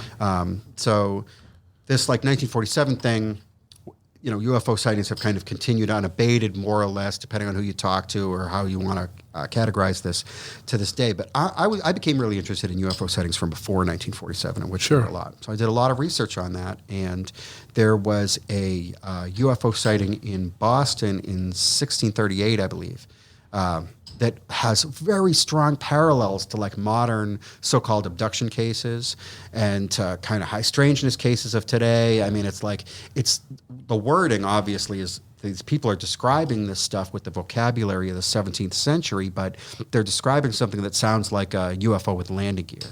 They describe this thing as being in the shape of a pig, which sounds ridiculous, but if you think about it as being like an oval-shaped fuselage with the pig legs as landing gear, right? It kind of makes sense. So I kind of wrote a fun article about it where it was here's the original report, and here's kind of a interpretation of it in the terms of modern UFO sightings. And that article that I wrote, I published it on my website, and it wound up getting widely republished on the internet, and it's been in a whole bunch of places over time. Sure. So I got an email from someone saying, we're doing a show called Ancient Aliens. We want you to maybe help us out with it. Can we talk on the phone? I said, sure. They called and they said, listen, we're trying to find somebody who can talk about UFO sightings in colonial America. And everybody that we talk to, they say, talk to you. You're the only guy. I said, well, I probably am the only guy. UFO sightings in colonial North America is not something that is it's not. There's no degrees in that. There's no degrees in it. There's no money to be made in it. You're not going to have a blockbuster bestseller about UFO sightings in old timey days. But I was really interested in this stuff. Sure, yeah. I said I could help you. I can give you information. They're like, well, we want someone to talk about it on the show. I said, I can talk about this. They said, listen, we've done some research. If we share our research with you, will you go over it and let us know if you'd feel like you'd be willing to talk about this on camera? I said, sure. So they sent me their research. It was just my article, And so I said, yeah, I'll talk about this. I wrote all of that. Yeah. And they were like, great. So, I was on Ancient Aliens talking about that, and they asked me if I could talk about other things. Some of them were things that I kind of am a sort of an expert in, right? Other things I didn't know a goddamn thing about. Yeah. But they sent me the questions in advance because they already, here's the deal with TV. They already have written all of the shit. They just need a talking head to say the soundbite that they need to plug in at the moment that they need. So they just need to find a talking head to make that soundbite. So this is how I wound up being on the History Channel, giving a biographical sketch of Abraham Lincoln or Thomas Jefferson, right? Where it's which blows my mind sometimes when you watch the show, because it's like me talking about Thomas Jefferson, and then it cuts to a little brief clip from a guy who wrote the critically acclaimed biography, a guy who spent his life studying Thomas Jefferson. Yeah. It's how am I even on TV adjacent to this guy? Yeah. No, it's crazy, man. Yeah, and are you still doing that? I have stopped answering emails from people about TV shows for the most part because if it was the right kind of thing, I think that I would. I mean, I've done it. I did some last year. I was flown out to California. I did some interviews for some TV stuff, a different show on the Travel Channel. Yeah. I'll do that kind of stuff, but I've become really picky and choosy. Sure. And frankly, I probably don't respond to 75% of the inquiries that I get now because I don't know. I like talking about it, but it has to be. I like to talk about it now with like a historical folklore, especially if someone wants to talk about like archaeology stuff. Yeah. Like I'm all about talking about that stuff. If I can be on TV talking about arrowheads and Native American stuff, I'll talk about UFOs all day to get the 5 minutes of talking about the arrowheads on TV. Yeah.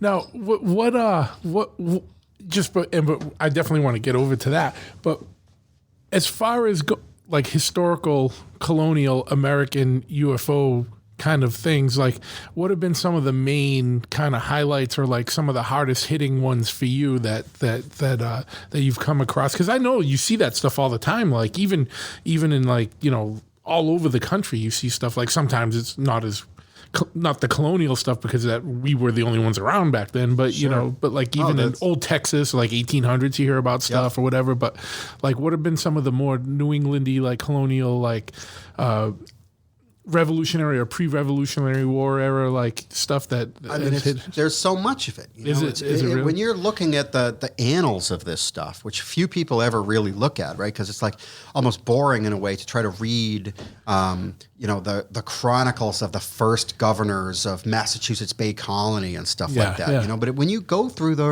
their writings, in between the stories about bounties on wolves and the house that got burned by Indians, there's like, we also saw this like really weird light that we couldn't figure out. And it's like you would almost think that they would write about it being like, well, it was a sign from God or something, but they're not even saying that. They're just like, this was what was observed.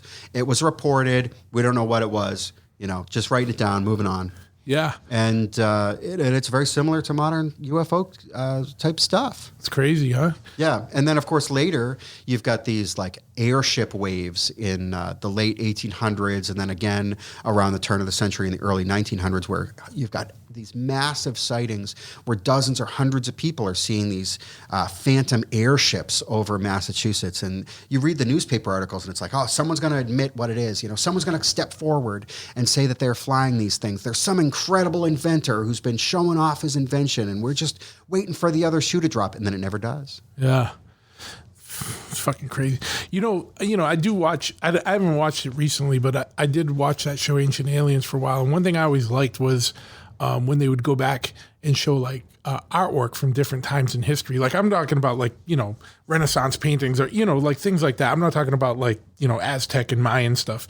And there's always, they'll show these pictures and there's like it looks like a saucer, like painted in it. That's fucking crazy. I love that stuff. I think it's really fun to speculate about that stuff. But who knows what the fuck's going on? Who the hell knows? There's no way of knowing. It could be almost anything. But it is cool to look at it and be like, what the hell is that? Yeah. Why would that be there? Yeah. It's like a prosaic scene of like, the baby Jesus or farmers working or whatever it is. And then it's like in the background, it's like, what the fuck is that? And it's deliberately painted in there. Someone took time to detail this UFO-looking thing, and it's like, why would they have painted that? It's fucking bizarre. And I like the show Ancient Aliens. I'm not going to badmouth the show. I've seen a lot of. Look, people have asked me if everything in the show is true. Obviously, it's not. The show is entertaining. It's about speculation. It's about speculation about history. I think all of that stuff is fun. Yeah. Recently, someone asked me if I thought that Ancient Aliens was racist because, because like it's white people saying that brown people couldn't have built pyramids, but that's not what the show is about. No. That's not what the concept is about. I mean, so much of it is the stuff like what we're talking about, like art that just has this enigmatic thing or. Yeah. And it doesn't matter who painted it, what their race was. It's just weird, Yeah. I always found it interesting because, I've read the Zachariah Stitchin stuff with the Anunnaki or whatever, or the Von Daniken stuff. Like, it is just an interesting theory. Like, and it's like a thought exercise. Yeah. It's like, okay. And this ties in a little bit with the arrowheads because I'm really interested in native archaeology. There is no history, really, right? It's all prehistoric cultures who didn't leave behind a written record. So all we have left is the stuff that's in the ground. And we can dig it up. We can find it on the surface of the ground, which is what I do. You can find out how old this stuff is, but you can never find out you can never find out what these people's daily life was really like. Even if you know what they ate, even if you know how they buried their dead, even if you know exactly what kind of tools that they used, you can't really know what, like I say, even if you find the remains of their homes and everything, it's like what their day-to-day really was like, what they really believed, what their language really sounded like when you're talking about something from 5,000 years ago. Yeah. It's a total mystery. And it's like that with so many aspects of history. It's like that with aspects of our own history, even in America. Nobody really knows, as far as I'm aware, unless something has come out in recent years, no one really knows how Americans in the 1700s wiped their ass, what they wiped their ass with. It was never written down. Yeah, why would it be? Why would it be? Yeah. And it's like, we don't really know how they wiped their asses, and everybody did this every day, and we don't know what they really used exactly. Well, that was one of my only bones to pick with archaeology when I was a student and stuff. Everyone would be like, well, this is what they have. How do you fucking know? You don't know. You can speculate. But people would talk with such authority sometimes. Sure. Like, this is what they did, and this is like, no, that's what you think they did. Like, right. And I wasn't being it's like true, a dick man. about it. But Our it's understanding of prehistoric Native Americans has changed so much in the last 100 years. It was only a few decades ago. There are archaeologists still alive now who are writing books saying that prehistoric people arrived in North America like 3,000 years ago or something. And then it got pushed back to 10,000 years ago, 12,000 years ago, 15,000 years ago, and now there's stuff that's like way older than that. That's still being kind of evaluated and studied, but no, I mean, it's like mostly, so what I do is I go to places where there has been geological change that's taking place, so like erosion and stuff like that, where Native American people used to live, which there's certain types of places, certain types of soil, certain types of geological settings, within proximity to water, certain types of features or resource zones that they like to use. And I just look at the ground, and I try to find, what I'm really looking for is I'm looking for chips of stone that are left behind from them making tools. And where I find those chips of stone, that's where I know, okay, this is an archaeological site. I'll collect some of those chips as evidence, and I'll look very closely, and I'll spend a lot of time there very carefully searching, and I find the tools that they left behind, the arrowheads and stuff like that. And the overwhelming majority of the sites that I go to that I've discovered are in southeastern Massachusetts, and they are basically almost all, with some exceptions, but most of them are from the same culture. And it was a culture that made tools out of quartz. And they lived here between 3,500 years ago and 5,000 years ago. And 3,500 years ago, they basically disappeared.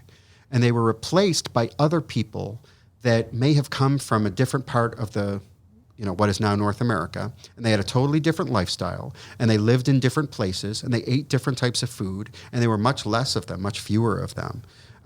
So what happened 3,500 years ago, where this population that had been there for centuries, that had dominated this landscape for centuries, just disappears and is replaced with a different people? Like, was there a war?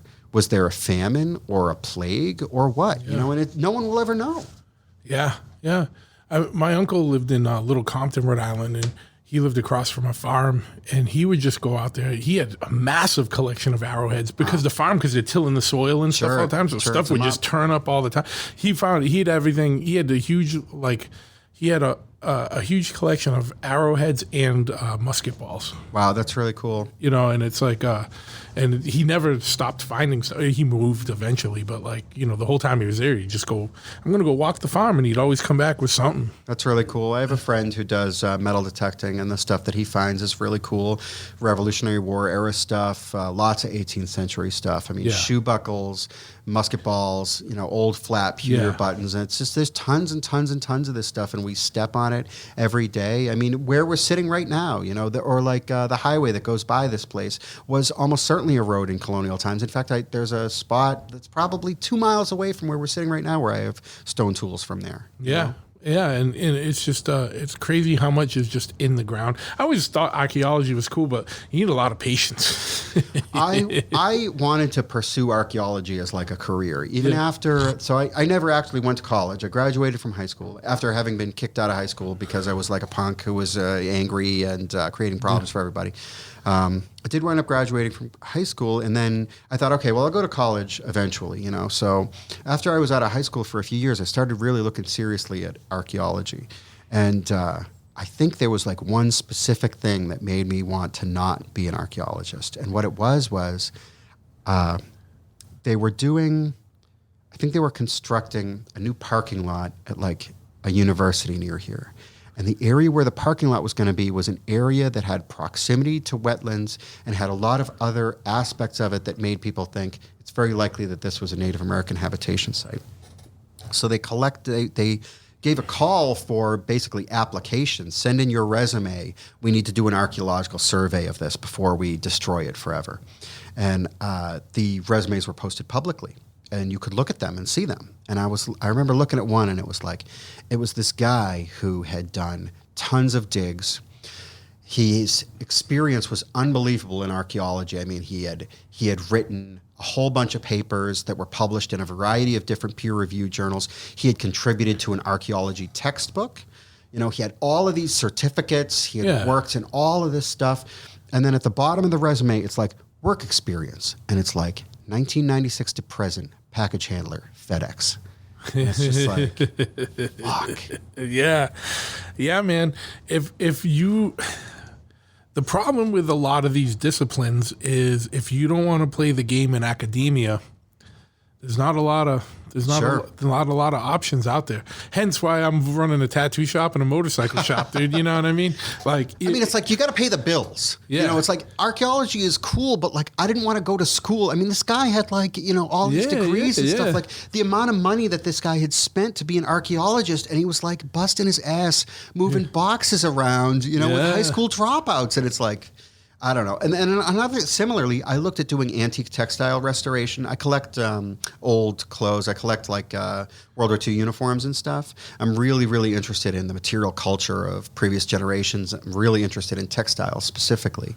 And antique textile restoration sounds absolutely fantastic to me, to just be able to take these incredibly historically important pieces and help conserve them. Sure. You know, and it's like, how do you become a professional antique textile restorer?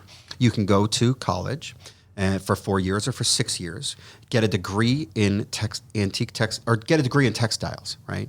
With your degree in textiles, you can get a 6-figure job working in a textile factory, or you can compete for unpaid internships in textile restoration. Sure. It's crazy, man. I know. I get it. Absolutely.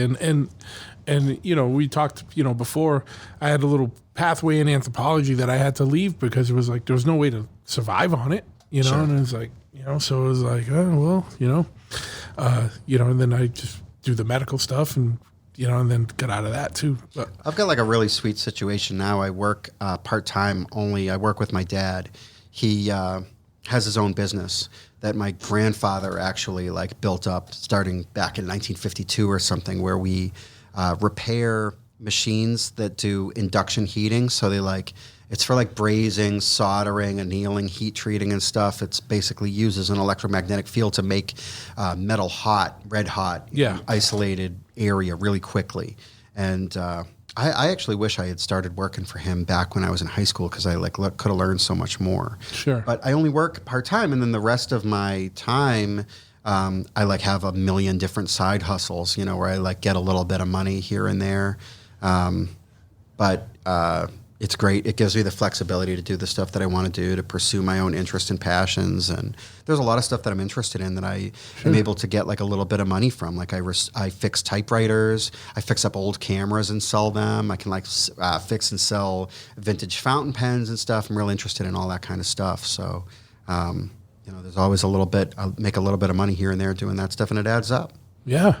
And you know, it's kind of archaeology in a way, you know, except that, you know, it's not as old as what people think of, you know, when they think of that stuff. These items have stories, you know, and when I'm going into someone on Facebook Marketplace has a typewriter for sale, an old typewriter, and to go there and get it out of their barn, and it's covered with dust, and there's a story about how this thing was used in a newspaper in 1920, you know, and there's other stuff maybe that I can get, or even just going to antique stores. It's like I love I love finding stuff. I love interacting with history. That's what I really love. And when I'm out somewhere next to some desolate stream, and I look down on the ground and there's an arrowhead there, a stone tool that was made by a hunter 5,000 years ago, and I am the first person to touch this thing for 5,000 years. It's like an unbelievable feeling. But it's similarly, if I go to an antique store and there's some historically important thing that has been misidentified or that's just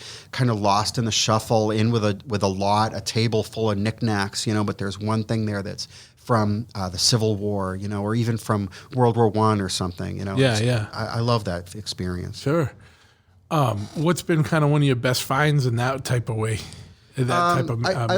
I collect stuff related to World War II specifically, and I've just had some unbelievable, finds. I actually, I bought a piece of cloth insignia out of a bin where everything in the bin cost $1, and it was a special piece of insignia for the guards at Hitler's headquarters, and it was used. It was removed from a uniform. So it's like, this thing was at Hitler's headquarters, and I bought it for $1, and of course a lot of people would find that thing really distasteful, right? Sure, but what I always tell people in that regard is like, no, one of our guys physically fucking removed that from one of them guys how it came here 100%. And brought it the fuck over here. It's not like you went over to Germany and found that at a fucking thrift store. Right, like you found it here. That was a trophy. You know what I mean? That was a battle trophy. That dude that brought it here probably fucking marked that dude and was like, this is mine. Very likely. But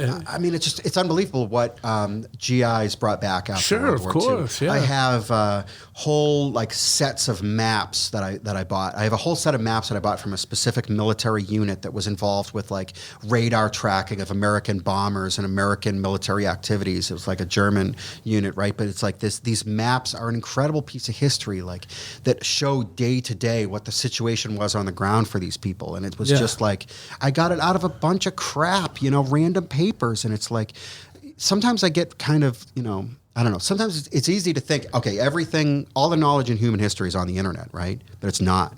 There's a lot of stuff that only exists in crumbling, newspaper articles, in physical, paper that's, that's fading away. And I try to make all my stuff accessible as much as I can, whether it's arrowheads, whether it's any other kind of historical memorabilia. I try to reach out, like the arrowhead stuff. I talk to archaeologists all the time. I talk to professionals all the time. I show them pictures of the stuff. I show them maps of where I find it and stuff, because look, I could drop dead, and part of this whole thing for me is I want these. If you're sites. Finding that stuff on the surface, imagine what's there if someone did a proper dig, right, 100%, and or even if where I find it is disturbed, 10 feet away is the undisturbed original ground surface from prehistoric times, and it's like, what's there, what information is there.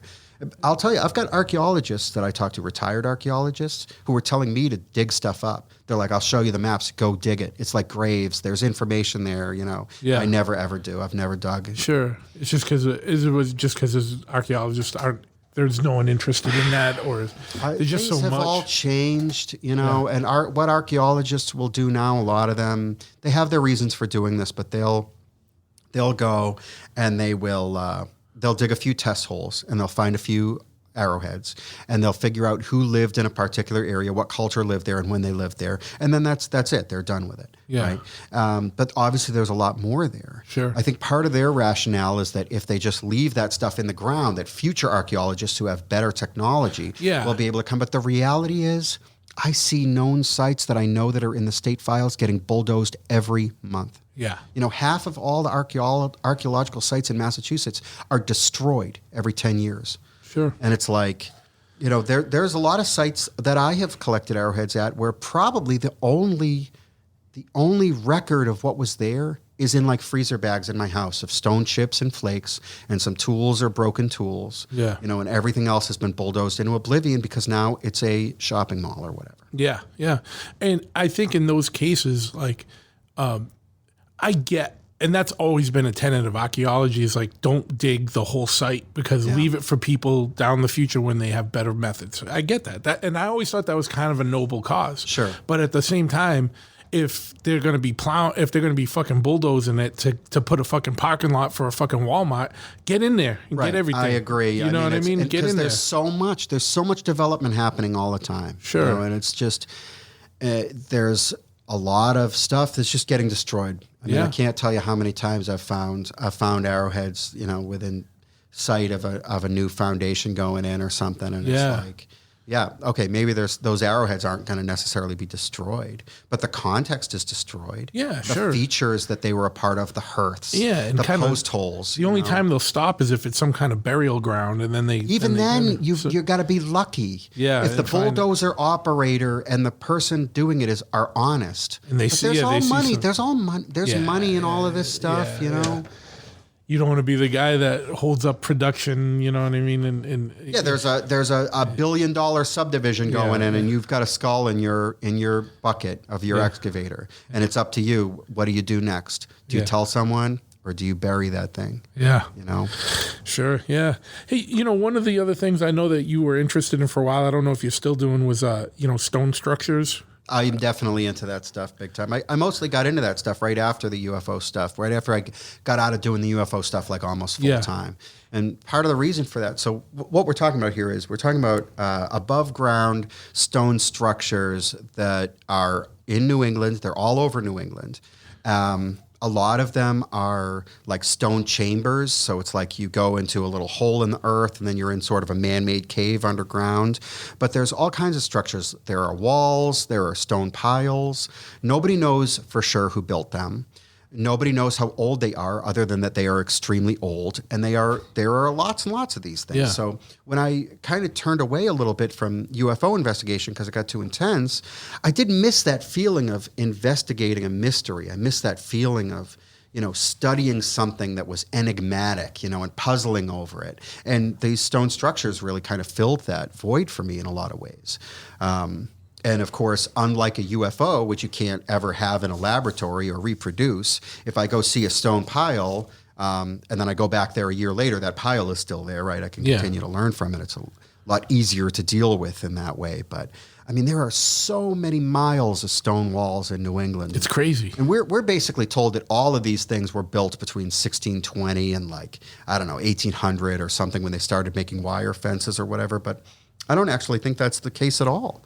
You know, I think a lot of these walls were built by prehistoric people, and when you start studying this stuff, it's just unbelievable what kind of stuff is out there. And there's a lot of conventional archaeologists have kind of turned around on this stuff and have changed their attitude. At first, there were most archaeologists, the consensus of mainstream archaeology was that apparently that no Native American person for 10,000 years of Native American habitation here ever stacked two rocks on top of each other, right? That was the consensus. But now over time, I mean, there have been excavations that have absolutely proven, okay, this is a rock wall that was built by prehistoric people. This is a rock pile that was built by prehistoric people. And there's so much of that stuff. Yeah. And it can be it's basically impossible to tell from looking at something like that who built it or why. Yeah. But you can kind of, you can tell in certain cases if you dig it, but even in other cases, they've done archaeological excavations of some of these stone chambers and found them to be absolutely sterile,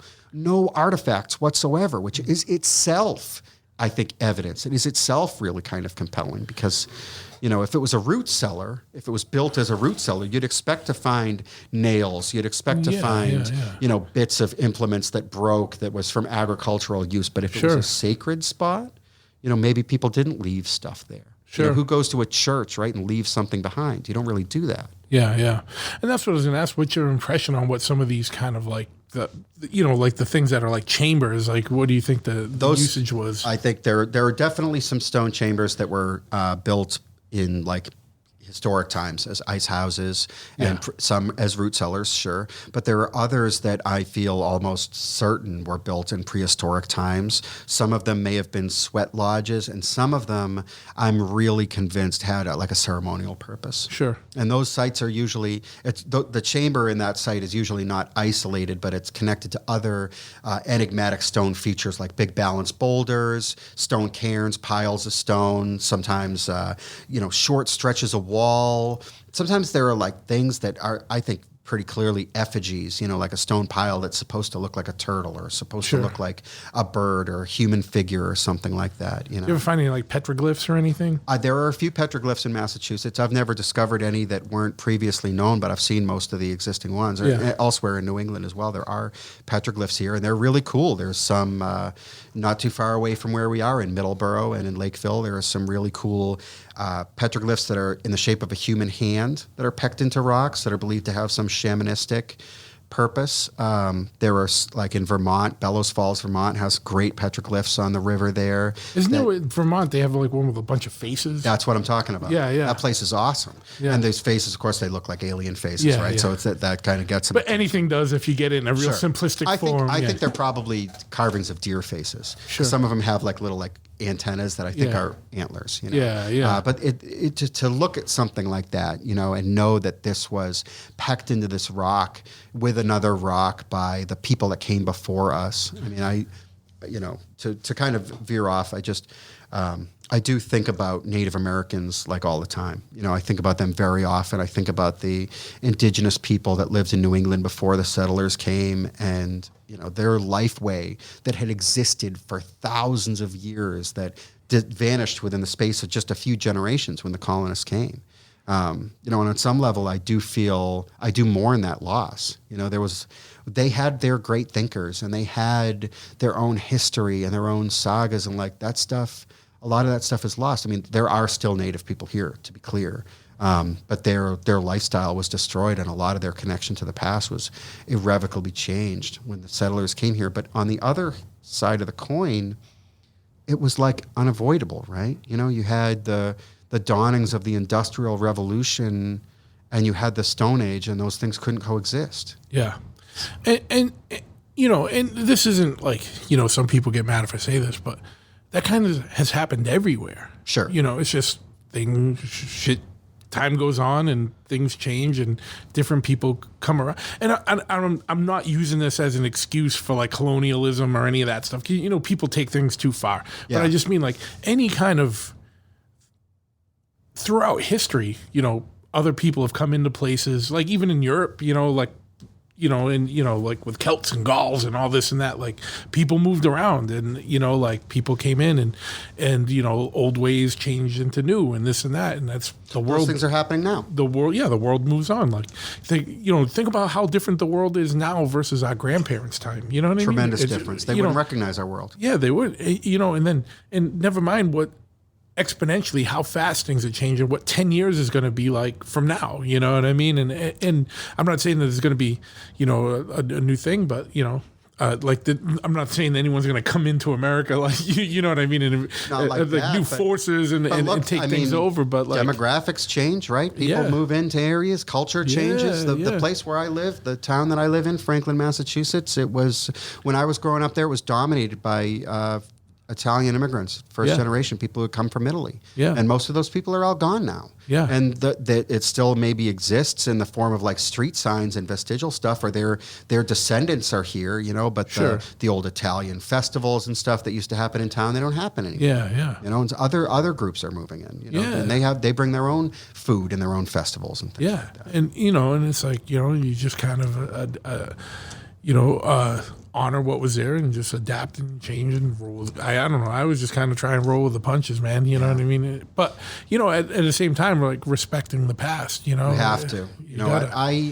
I have like a little bit of a, audience on the internet or whatever, because the fans of my bands follow me on Facebook and stuff like that. And I try to use that to some extent to promote things that I think are important. And one of the things that I've talked about a lot is the prehistoric people that lived in New England. Sure. The stuff that I find, and I mean, it's crazy to talk to people who own the property, right, where I find this stuff, who live in houses that are a stone's throw from some of these sites that I discover. And their minds are blown by what I find. Yeah. It has been super gratifying to me to, when I've been on tour with my band, to go to places where there are still like larger Native populations and to talk to Native Americans who are into the punk scene and fans of my band and have them say, you know, hey, I see the stuff that you post about Native Americans. I really appreciate it. You know, thanks for like raising the consciousness, like keeping the interest alive, or just the awareness that, you know, I mean, I think about like when I was a kid, it's like, okay,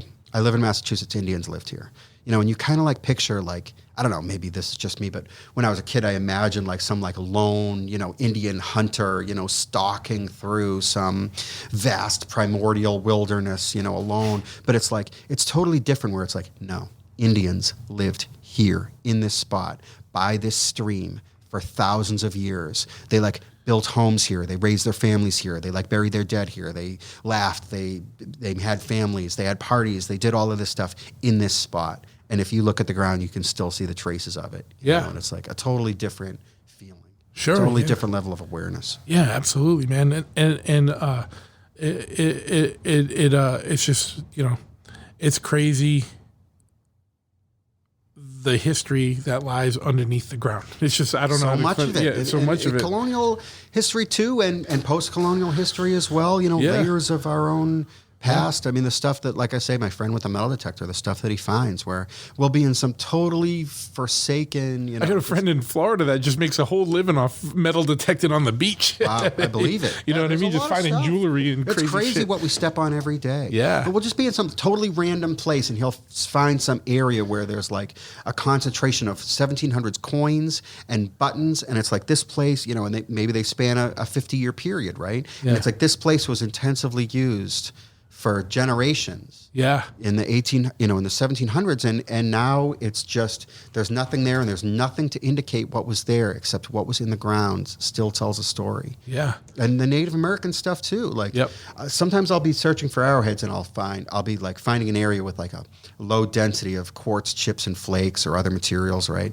And then suddenly I realize that there's tons of these flakes right where I am, and I start looking really closely at the ground, and I'll see little pieces of charcoal and rock that's been cracked from being in a fire, and it's like I am standing where their house was, here, you know, like not like vaguely here, but like where I stand, the ground surface had a wigwam on it, you know, people lived here.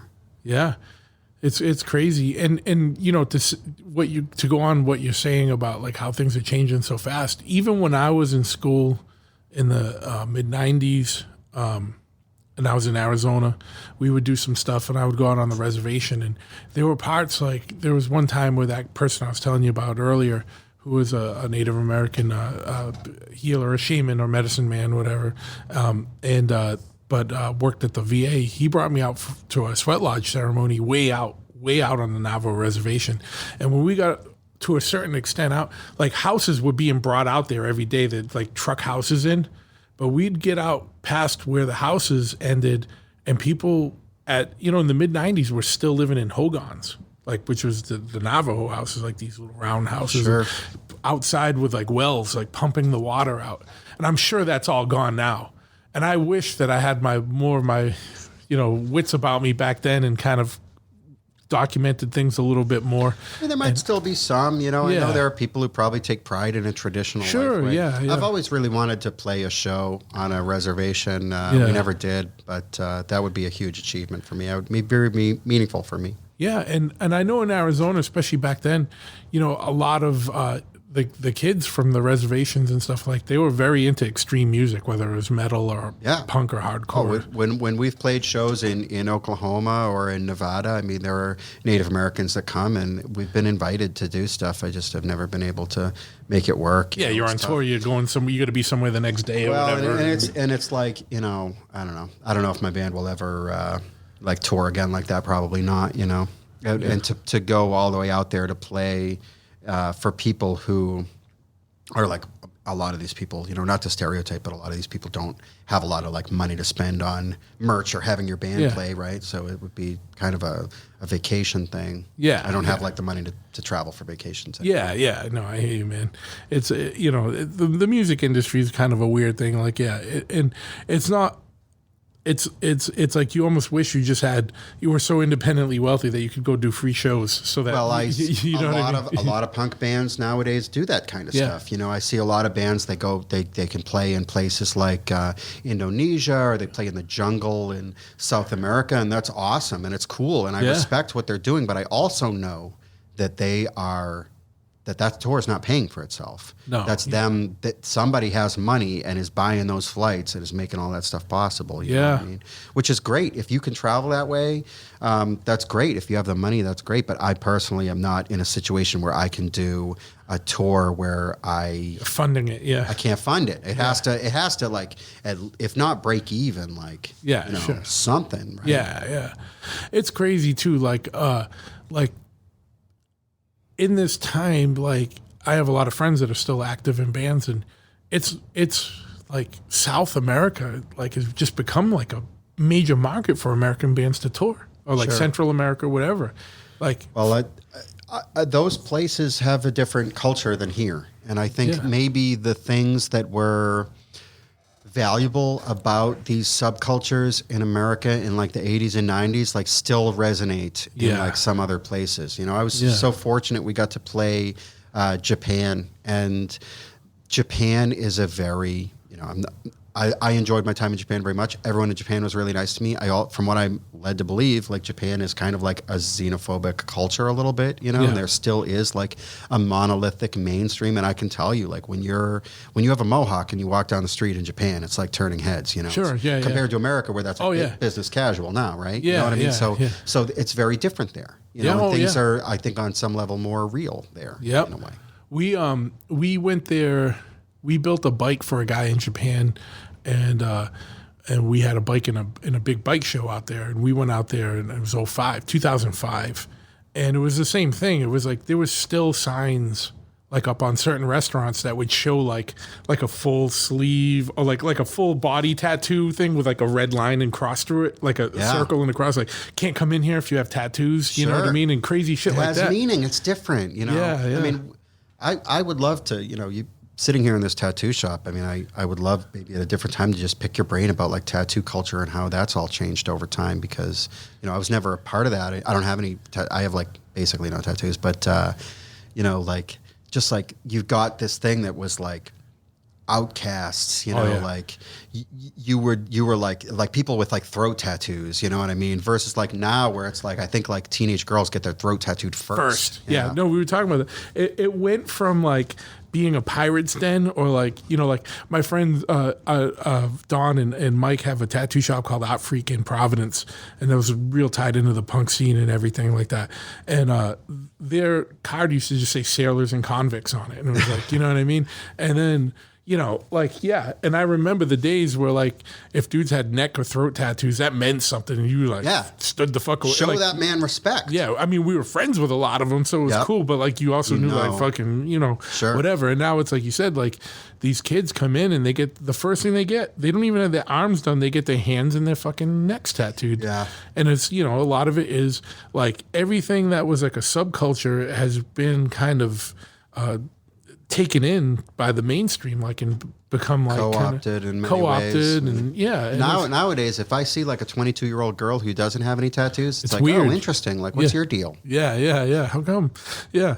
And it's funny too, because like this is still kind of an old school shop, but like, you know, we've even had to change because, you know, you got to be a little bit, you know, the clientele has changed. You get a lot of just the quote unquote, no disrespect, but the quote unquote like soccer moms come in, and you can't be like, what the fuck do you want? You know what I mean? Like, you know what I mean? Like, which is how it used to be when we were kids. Like, you know, like I would just remember like, you know, like there used to be this guy that was the door guy at Art Freak, and his name was Jack. And he was fucking a nut. And you went in there, and he was like he was in his 40s back then.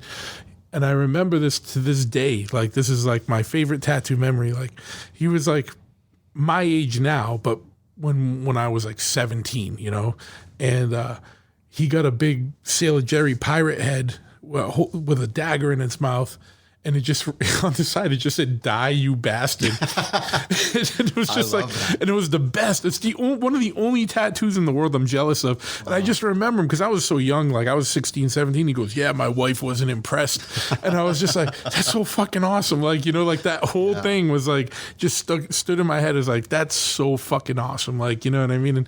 But like, you know, in the back in the day, tattoo shops, you had to put your time in before people would have any kind of respect for you. Like, you were just like, who the fuck are you? What do you want? Blah, blah, blah, you know, and then like the more time you know, generally, then you kind of made your way in and became accepted. Punk was the same way. Exactly. All the subcultures were the same way. Absolutely. You would be treated like shit on day one, but if you like proved your merit over time, it was so meaningful. You know? And you didn't have to do much to prove your merit other than staying around. Yeah, be around. Exactly. You get to deal with some shit in the beginning. You know, someone pushes you, but at the next show, you're there again. You know. Yeah, absolutely. And I do miss that element of.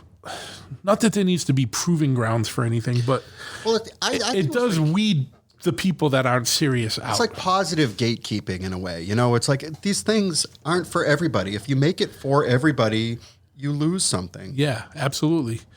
Absolutely, yeah.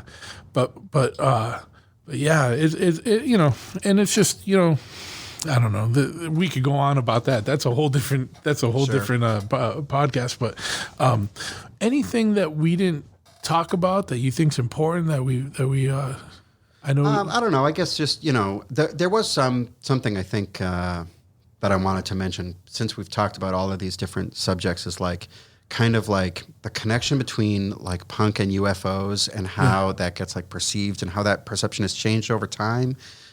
Basically, I think part of the reason why I got into punk was some of the same impetus that had me getting involved in UFOs, where it's like, if you look at like the base meaning of what is a cult, it's like hidden knowledge, you know, and like, what are UFOs? That's like concealed, right? No one knows. And it's like, when I was a kid in the 90s, if you saw someone with like a crass emblem on their clothes, you had no way of finding out what that meant. You know, you had to ask them and they had to tell you. You had to find out through word of mouth what that meant. I even remember like going to shows like in 1996 and saying to some other young punk kid, like, what is crass? And they're like, I'm like, is that a band? Have you ever heard this band? They're like, it's not a band. It's like a movement or an ideology or something. It's like, of course, now I know it's a band, but you couldn't go on YouTube. You couldn't go on the internet and search crass band at that time and find anything, you know?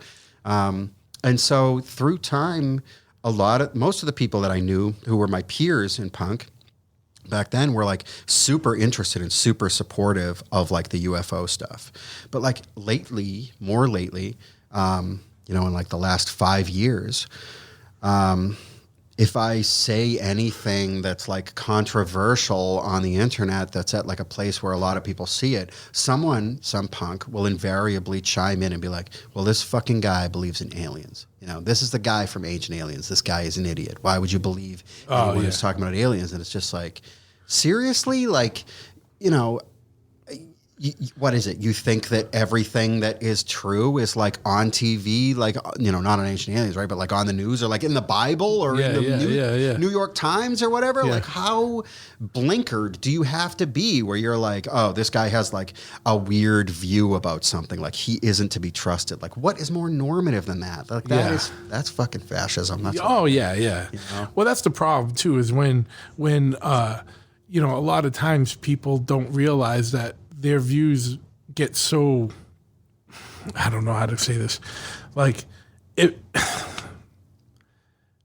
fascism doesn't just have one face.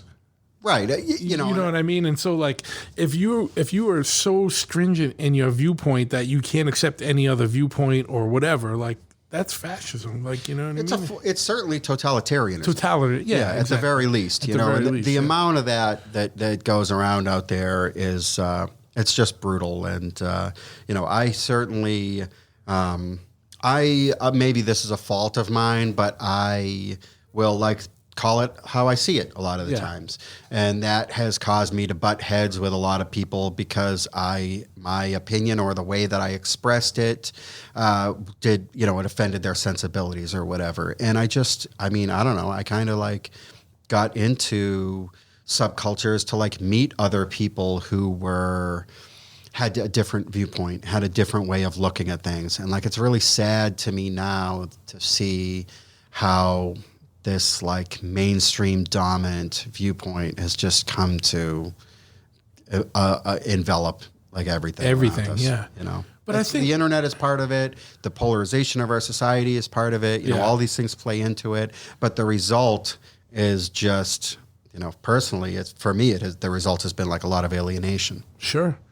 And, you know, one thing that you spoke about that you kind of touched on that I think is important too is like, I think pre-internet, and you know, obviously the internet is a fucking awesome tool, you know, and I'm not down on it.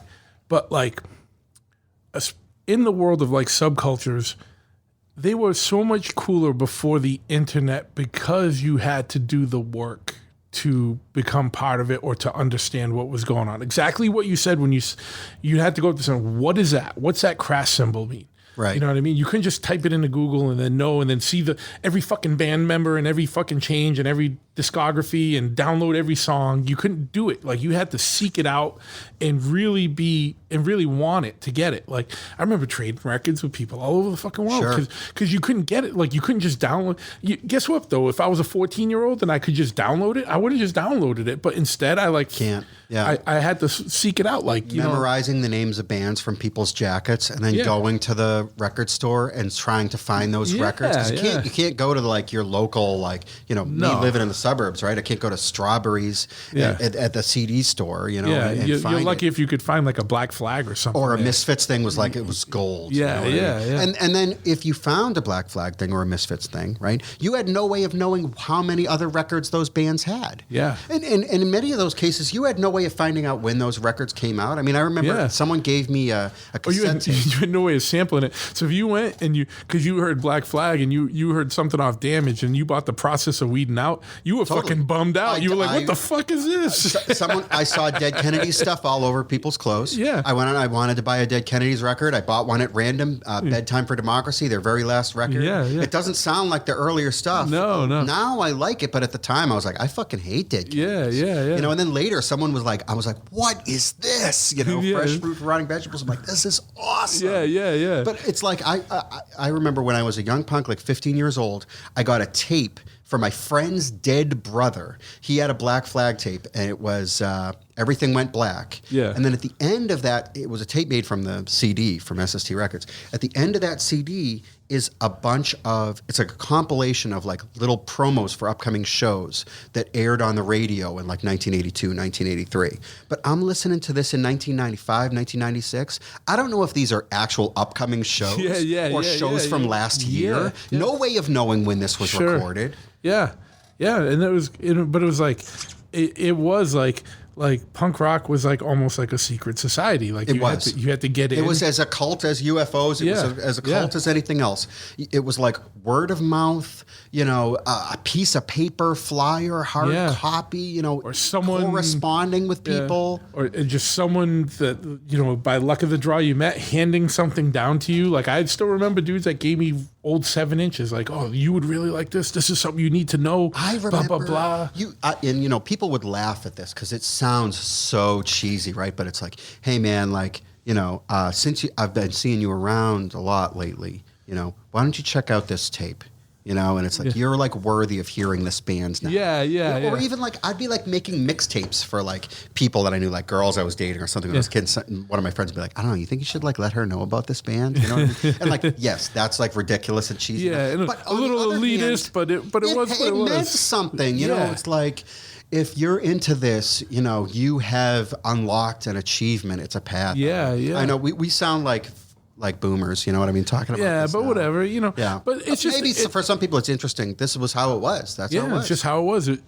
We sound like boomers, but we're also talking like anthropologists and archaeologists and saying this is the difference of what it was then versus what it is now. It's important to recognize that a change has taken place. Yeah. And it's important for everybody, you know, for those of us who experience the change to memorialize it, and for those of us who are in it now to be like, you know, if you're taking on the mantle of this subculture, like you have to understand where this came from. Yeah, absolutely. I mean? And you don't have to. You know, it's no diss to some 15-year-old kid now. You don't have just to understand what we went through, and then just have an understanding of that and a respect for it. Yeah. Like the way I have a respect for people that were punks in the 70s. Same. You know what I mean? You don't have to show deference to it. Yeah. They're not necessarily better than you. No. And you make your own path. You know what I mean? You can make punk what you want it to be. Kid, you should take it and go run in the direction you want. Yeah. Know what it was. Yeah, know what it was. Absolutely. And that's something that I always... I was bummed that I missed the thing before me, I got into it like in the mid 80s. I was still a kid, so I didn't fully understand. It was like 85. I was 13, I didn't get everything.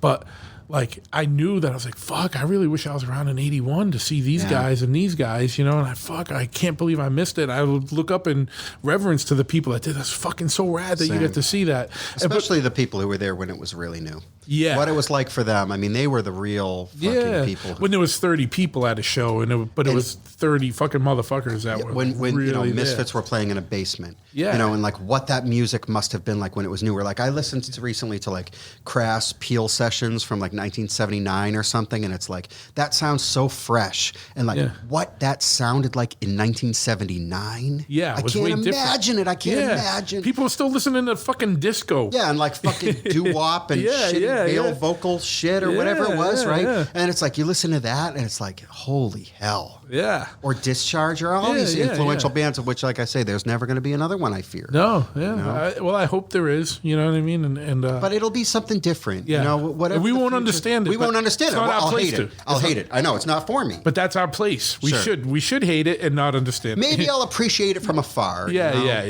But I hope it's cool. I hope it has some balls. That's what I want. I just hope that people fucking snap out of like these fucking narratives that are being spun that people are buying into and really start to just rule number one of fucking punk rock, question authority. You know what I mean? Totally. Just remember that. Don't swallow this shit. Don't fucking do it. Yeah. And if they say fucking do yes, do no. That's the thing. You know what I mean? It's like, fuck you, I'm not doing it. Yeah. The first thing that should have happened when they found out all these governors or whoever were allowing riots were to not riot.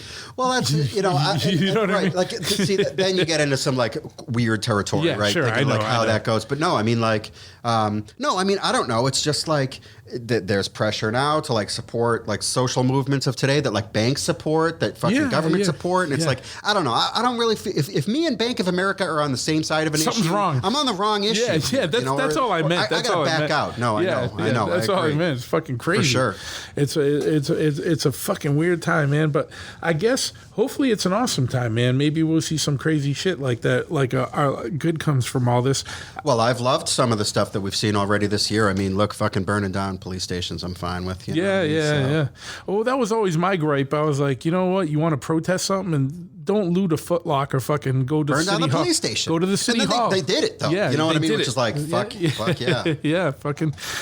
Yeah, that's making your point. You know what I mean? Like you're protesting police brutality. Go take it to them. You know what I mean? Like exactly. Take it to them. Not always, you know, a good point, but a popular viewpoint. But it's just, you know, looting a neighborhood store is not furthering any cause. You know what I mean? Yeah. Like, especially like, I get it if it's like a Walmart or some like something, but like it's just like someone's mom and pop store. Come on, man, you fucking. You know, part of me is still 15 years old in my heart and just wants to destroy absolutely everything. Yeah. No, I get that. I get that too. You know what? You know when all that. You know when a lot of that ended for me is when I moved to the woods. Sure. I mean, you know, this is another thing that we could probably talk about forever. It's like, you know, I think it's cool. This shop is cool. I think it's cool where your motorcycle thing is. Like, I live in the suburbs. I fucking love living in the suburbs. I love it. You know what I mean? And I would fucking fight to the death to defend how awesome it is to live in the suburbs. I actually made a shirt that has a big AR-15 on it, and it just says "Defend Freetown," and that's one of the Chop It. It doesn't even say Chop It on it; just has a CHKC like, and it's just a big "Defend Freetown" because it's like, to me it's like, and I did. I like, you know, when I moved out of Dorchester and Southie, and then I moved to Dartmouth, which is more suburbs, and now I'm more even rural, and I'm like, fuck yeah. I'm like, how can I make it so that I see even less people, and then I'm more happier, you know what I mean? A lot of the punk friends that I still have also live in other suburbs, and their fucking houses are wicked awesome. They have everything set up in this awesome way, and their fucking rent is dirt cheap, and they can get all kinds of different jobs. There's money to be made, and it's like, if you want fucking Chinese food, there's Chinese food. If you want tacos, there's tacos. You know? Yeah. Oh, you know what? I can get to Boston in 40 minutes. Totally. You know, and then come home. You know, there was something to be said about punk being like an urban street subculture, but it's like, go to the fucking, I go to the places where I used to hang out when I was a punk. I go to Harvard Square or whatever. Gone. All that shit is fucking gentrified, gone. Rich people, bullshit. The places where I lived, it's all I could never shit. afford to live there anymore. The people who live there are fucking garbage. You think kids will have their say or Tom's Tracks or any of these old record stores could go open up there now. No, like, I mean, no hell way. No, hell you know, no. think about Second Coming record. They had to go to Second Haverhill Coming. eventually. You know what I mean? It's like, ultimately, it's like find a fucking place where you could be. I don't know. I'd love to like find some like hilltop, build a fucking fortified hill fort up there, have punks up there. You know what I mean? And just, I don't know. This is our world is changing, and like the beat of the street as far as being on like the downtown of your city, like might not be the place to be anymore. You know? No, but it's true. Like when I was a kid and younger, I loved living in the city. Sure. I loved it. It's like the fierce. When I moved there, I thought I would never not live in the city. And then as soon as I got out, in my 30s or whatever, and I was just like, or late 30s. I was like, I have no reason to go back. I go back to visit. Go back to have a good time. Go to shows. I was still in my early 20s when I moved out of the city. So I grew up in the suburbs, moved to the city, lived there for some years, and then some life circumstances changed. I actually wound up getting married. Yeah, sure. And I couldn't afford to not live in a city apartment where I didn't have a shit ton of roommates. I didn't want to have a shit ton of roommates. But I thought once I got some more money together, I'd be back in the city. Yeah. And then one day it's just like, what the fuck do I want to live there for anymore? No. And it's like fun to go visit. It's good to come home. Yeah, big time. And even like I say, even like the punk houses that I like to visit the most, where it's like you'll find like you could go there on almost any time and see a bunch of cool people hanging out. It's like in some fucking random place. Yeah, because you know what, no one can live in Austin anymore. No way. Or anywhere. Austin was cool when I lived there, and I'm sure for people who are listening to this, who maybe some of my friends do still live in Austin. They're like hanging on. They're doing good. Good for them. I have all the respect in the world. Yeah, sure. Yeah. They have to put up with a bunch of bullshit. I wouldn't want to put up with it. No. And the thing is like I live in Freetown in a 2,000 square foot house on an acre and a half, and I'm paying less than what like a fucking for my mortgage and insurance and in taxes combined is probably less than what a 1 bedroom in Boston goes for nowadays. You know what I mean? And absolutely. It's like I come home, I have like a football field size yard in front of my house, I drive down that driveway, and I'm like, I don't have to drive around for 45 minutes to find a place to fucking park. I get out of the car. Nature. You can be you. Yeah, I just got to make sure I don't hit a deer or something, or a puck wedgie, right? or a fucking some orbs or something. You know what I mean? But I'll deal with that more than the population of the city. Fucking $15 fucking carrot sandwich. I don't need it. You know what I mean? Yeah, dude.